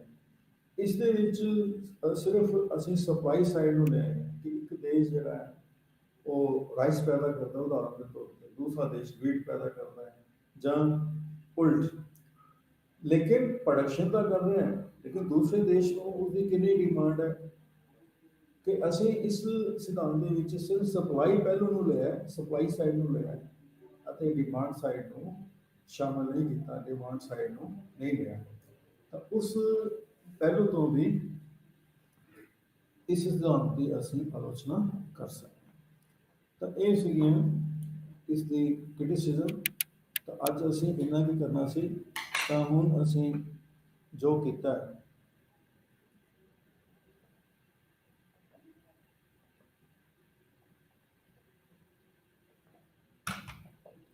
ਪੰਜ 7 ਮਿੰਟ 'ਚ ਉਸਨੂੰ ਸਮਅਪ ਕਰ ਦਿੰਦੇ ਹਾਂ। ਅਸੀਂ ਪਹਿਲਾਂ ਇਹ ਡਿਸਕਸ ਕੀਤਾ ਸੀ ਕਿ ਇੱਕ ਦੇਸ਼ ਜਦੋਂ ਦੂਸਰੇ ਦੇਸ਼ ਨਾਲ ਵਪਾਰ ਕਰਦਾ ਹੈ, ਅੰਤਰਰਾਸ਼ਟਰੀ ਵਪਾਰ ਕਰਦੇ ਹੈ, ਤਾਂ ਅੰਤਰਰਾਸ਼ਟਰੀ ਵਪਾਰ ਦਾ ਕਰਨ ਦੇ ਨਾਲ ਜਿਹੜੇ ਵੀ ਕੰਟਰੀਜ਼ ਅੰਤਰਰਾਸ਼ਟਰੀ ਵਪਾਰ ਕਰਦੇ ਆ, ਉਹਨਾਂ ਨੂੰ ਕੀ ਲਾਭ ਹੁੰਦਾ। ਅਸੀਂ ਬਹੁਤ ਸਾਰੇ ਪਹਿਲੂਆਂ ਦੀ ਡਿਸਕਸ਼ਨ ਕੀਤੀ ਕਿ ਇਸ ਦੇ ਨਾਲ ਰਿਸੋਰਸਿਸ ਦੀ ਪ੍ਰੋਪਰ ਯੂਟੀਲਾਈਜੇਸ਼ਨ ਹੁੰਦੀ ਹੈ, ਕੋਸਟ ਆਫ ਪ੍ਰੋਡਕਸ਼ਨ ਘੱਟ ਜਾਂਦੀ ਹੈ, ਵਰਾਇਟੀ ਆਫ ਗੁਡਸ ਹੋ ਜਾਂਦੇ ਹੈ, ਤਾਂ ਕਸਟਮ ਉਹਨਾਂ ਦੇ ਐਕਸਚੇਂਜ ਹੋ ਜਾਂਦੇ ਹੈ, ਇੰਟਰਨੈਸ਼ਨਲ ਲੈਵਲ 'ਤੇ ਪੀਸ ਹੋ ਜਾਂਦਾ ਹੈ। ਤਾਂ ਇਸ ਤਰ੍ਹਾਂ ਅਸੀਂ ਬਹੁਤ ਸਾਰੇ ਪਹਿਲੂਆਂ ਦੀ ਗੱਲ ਕੀਤੀ। ਫਿਰ ਅਸੀਂ ਕੀਤਾ ਕਿ classical theory of international trade ਨੂੰ ਅਸੀਂ ਦੋ ਹਿੱਸਿਆਂ ਵਿੱਚ ਵੰਡ ਸਕਦੇ ਹਾਂ। ਇੱਕ ਤਾਂ ਐਬਸੋਲੂਟ ਡਿਫਰੈਂਸ ਇਨ ਕੋਸਟ, ਇੱਕ ਹੈ ਕੰਪੈਰੀਟਿਵ ਡਿਫਰੈਂਸ ਇਨ ਕੋਸਟ। ਜਿਹੜੀ ਐਬਸੋਲੂਟ ਡਿਫਰੈਂਸ ਇਨ ਕੋਸਟ ਹੈ, ਇਹ ਕਨਸੈਪਟ ਜਿਹੜਾ ਹੈ ਐਡਮ ਸਮਿਥ ਨੇ ਕੀਤਾ। ਉਹਨਾਂ ਦੇ ਮੁਤਾਬਕ ਇੱਕ ਦੇਸ਼ ਨੂੰ ਉਹ ਵਸਤੂ ਪੈਦਾ ਕਰਨੀ ਚਾਹੀਦੀ ਹੈ ਜਿਹਦੇ ਵਿੱਚ ਨਿਰਪੇਖ ਲਾਗਤ ਕੀ ਹੈ, ਘੱਟ ਆਵੇ, ਅਤੇ ਉਸ ਨੂੰ ਉਹ ਵਸਤੂ ਦਾ ਉਤਪਾਦਨ ਕਰਕੇ ਦੂਸਰੇ ਦੇਸ਼ ਨੂੰ ਐਕਸਪੋਰਟ ਕਰਨਾ ਚਾਹੀਦਾ ਹੈ, ਅਤੇ ਦੂਸਰੇ ਦੇਸ਼ ਨੂੰ ਵੀ ਉਹੀ ਵਸਤੂ ਉਤਪਾਦਨ ਕਰਨੀ ਚਾਹੀਦੀ ਹੈ ਜਿਹਦੇ ਵਿੱਚ ਦੂਜੇ ਦੇਸ਼ ਨਾਲੋਂ ਕੀਮਤ ਜਿਹੜੀ ਹੈ, ਲਾਗਤ ਜਿਹੜੀ ਹੈ, ਉਹ ਘੱਟ ਹੋਵੇ। ਤਾਂ ਆਹ ਇੱਕ ਟੇਬਲ ਜਿਹੜਾ ਟੇਬਲ 1 ਦੇ ਵਿੱਚ ਐਬਸੋਲੂਟ ਡਿਫਰੈਂਸ ਇਨ ਕੋਸਟ ਦਿੱਤਾ ਗਿਆ ਕਿ ਇਸ ਟੇਬਲ ਤੋਂ ਅਸੀਂ ਦੇਖਿਆ ਸੀਗਾ ਕਿ ਇੰਡੀਆ ਨੂੰ ਦੇ ਵਿੱਚ ਵੀਟ ਦੀ ਪ੍ਰੋਡਕਸ਼ਨ ਜ਼ਿਆਦਾ ਹੁੰਦੀ ਹੈ ਅਤੇ ਨੇਪਾਲ ਦੇ ਵਿੱਚ ਰਾਈਸ ਦੀ ਪ੍ਰੋਡਕਸ਼ਨ ਕੀ ਹੈ, ਜ਼ਿਆਦਾ ਹੁੰਦੀ ਹੈ। ਤਾਂ ਮਤਲਬ ਕੋਸਟ ਜਿਹੜੀ ਹੈ ਮੋਟੇ ਤੌਰ 'ਤੇ ਵੀਟ ਦੀ ਪ੍ਰੋਡਕਸ਼ਨ ਕਰਕੇ ਇੰਡੀਆ ਵਿੱਚ ਘੱਟ ਹੁੰਦੀ ਹੈ ਨੇਪਾਲ ਨਾਲੋਂ, ਅਤੇ ਰਾਈਸ ਦੀ ਪ੍ਰੋਡਕਸ਼ਨ ਜੇ ਨੇਪਾਲ ਕਰਦਾ ਹੈ ਤਾਂ ਨੇਪਾਲ ਦੇ ਵਿੱਚ ਜਿਹੜੀ ਕੋਸਟ ਆਫ ਪ੍ਰੋਡਕਸ਼ਨ ਹੈ ਉਹ ਘੱਟ ਹੁੰਦੀ ਹੈ ਇੰਡੀਆ ਦੇ ਨਾਲ। ਤਾਂ ਜੇ ਇੰਡੀਆ ਸਿਰਫ ਵੀਟ ਦੀ ਪ੍ਰੋਡਕਸ਼ਨ ਕਰਦਾ ਹੈ ਅਤੇ ਨੇਪਾਲ ਸਿਰਫ ਰਾਈਸ ਦੀ ਪ੍ਰੋਡਕਸ਼ਨ ਕਰਦਾ ਹੈ, ਤਾਂ ਦੋਨਾਂ ਦੇਸ਼ਾਂ ਨੂੰ 2 ਇਕਾਈਆਂ ਰਾਈਸ ਦੀਆਂ ਅਤੇ 2 ਇਕਾਈਆਂ ਵੀਟ ਦੀਆਂ ਫਾਇਦਾ ਹੁੰਦਾ ਹੈ। ਜ਼ਿਆਦਾ ਮਿਲਦੀਆਂ ਨੇ। ਤਾਂ ਜੇ ਇੰਡੀਆ ਵੀਟ ਦੀ ਪ੍ਰੋਡਕਸ਼ਨ ਕਰਦਾ ਹੈ ਤਾਂ 8 ਇਕਾਈਆਂ, ਅਤੇ ਨੇਪਾਲ ਜੇ ਰਾਈਸ ਦੀ ਪ੍ਰੋਡਕਸ਼ਨ ਕਰਦਾ ਹੈ ਤਾਂ ਉਹ ਵੀ 8 ਇਕਾਈਆਂ। ਅਤੇ ਜਦੋਂ ਇਹ ਇੰਟਰਨੈਸ਼ਨਲ ਟ੍ਰੇਡ ਕਰਦੇ ਹੈ ਤਾਂ ਨੈਟ ਗੇਨ ਰਾਈਸ ਦਾ 2 ਇਕਾਈਆਂ ਦਾ, ਅਤੇ ਨੈਟ ਗੇਨ ਜਿਹੜਾ ਵੀਟ ਦਾ ਉਹ ਵੀ 2 ਇਕਾਈਆਂ ਦਾ ਹੁੰਦਾ। ਅਤੇ ਉਸ ਤੋਂ ਬਾਅਦ ਜੇ ਅਸੀਂ 2:4 ਲੈਂਦੇ ਹਾਂ ਤਾਂ ਮਤਲਬ ਇੱਕ ਰਾਈਸ ਦੀ ਇਕਾਈ ਜਿਹੜੀ ਹੈ 2 ਇਕਾਈਆਂ weight ਦੇ ਬਰਾਬਰ ਹੁੰਦੀ ਹੈ ਇੰਡੀਆ ਵਿੱਚ, ਜਿਹੜੀ ਕਿ ਅਸੀਂ AC ਦੇ ਨਾਲ ਦਿਖਾਇਆ ਗਿਆ ਡਾਇਗਰਾਮ 'ਚ। ਅਤੇ ਨੇਪਾਲ ਦੇ ਵਿੱਚ 4:2 ਮਤਲਬ ਕਿ ਇੱਕ ਇਕਾਈ ਰਾਈਸ ਦੀ ਉਹ 0.5 ਇਕਾਈ weight ਦੇ ਬਰਾਬਰ ਹੋਗੀ, ਉਹ ਦਿਖਾਇਆ ਗਿਆ। ਤਾਂ ABC ਇਹ ਵਪਾਰ ਕਰਕੇ ਜਿਹੜਾ ਲਾਭ ਹੈ ਉਸ ਨੂੰ ਦਰਸਾਉਂਦਾ ਕਿੰਨਾ ਇੱਕ ਦੇਸ਼ ਨੂੰ ਲਾਭ ਮਿਲੇਗਾ, ਇਹ ਦੋਨਾਂ ਦੀ ਵਪਾਰ ਦੀ ਸ਼ਰਤ ਤੇ ਨਿਰਭਰ ਕਰਦਾ ਹੈ। ਤਾਂ ਫਿਰ ਅਸੀਂ ਕੰਪੈਰੇਟਿਵ ਡਿਫਰੈਂਸ ਇਨ ਕੋਸਟ ਦੀ ਗੱਲ ਕੀਤੀ, ਤਾਂ ਰਿਕਾਰਡੋ ਇਸ ਗੱਲ ਨੂੰ ਨਹੀਂ ਮੰਨਦੇ ਕਿ ਅੰਤਰਰਾਸ਼ਟਰੀ ਵਪਾਰ ਜਿਹੜੀ ਹੈ ਉਹ ਐਬਸੋਲੂਟ ਡਿਫਰੈਂਸ ਇਨ ਕੋਸਟ ਕਾਰਨ ਹੋਣਾ ਚਾਹੀਦਾ ਹੁੰਦਾ ਹੈ। ਉਹਨਾਂ ਦੇ ਮੁਤਾਬਕ ਕੰਪੈਰੇਟਿਵ ਡਿਫਰੈਂਸ ਇਨ ਕੋਸਟ ਜਿਹੜੀ ਤੁਲਨਾਤਮਕ ਲਾਗਤ ਵਿੱਚ ਅੰਤਰ ਵਪਾਰ ਦਾ ਇੱਕ ਕਾਰਨ, ਅੰਤਰਰਾਸ਼ਟਰੀ ਵਪਾਰ ਦਾ ਕਾਰਨ। ਉਹ ਕਹਿੰਦੇ ਬੇਸ਼ੱਕ ਇੱਕ ਦੇਸ਼ ਦੇ ਵਿੱਚ ਜੇ ਦੋਨੋਂ ਵਸਤੂਆਂ ਦਾ ਉਤਪਾਦਨ ਕੀਤਾ ਜਾਂਦਾ ਹੈ, ਐਬਸੋਲੂਟ ਕੋਸਟ ਜਿਹੜੀ ਹੈ ਘੱਟ ਹੁੰਦੀ ਹੈ, ਲੇਕਿਨ ਕੰਪੈਰੇਟਿਵ ਉਸਨੂੰ ਕੋਸਟ ਜਿਹੜੇ ਵਿੱਚ ਅੰਤਰ ਕਿਸ ਵਸਤੂ ਦਾ ਉਤਪਾਦਨ ਕਰਕੇ ਜ਼ਿਆਦਾ ਜਾਂ ਘੱਟ ਹੁੰਦਾ ਹੈ, ਉਸ ਤੇ ਡਿਪੈਂਡ ਕਰਦਾ ਹੈ ਕਿ ਕਿਸ ਦੇਸ਼ ਨੂੰ ਕਿਹੜੀ ਵਸਤੂ ਉਤਪਾਦਨ ਕਰਨਾ ਚਾਹੀਦਾ। ਜਿਸ ਦੇ ਵਿੱਚ ਤੁਲਨਾਤਮਕ ਲਾਭ ਜ਼ਿਆਦਾ ਹੋਵੇ ਉਸ ਦੇਸ਼ ਨੂੰ ਉਹ ਵਸਤੂ ਦਾ ਪੈਦਾ ਕਰਨਾ ਚਾਹੀਦਾ।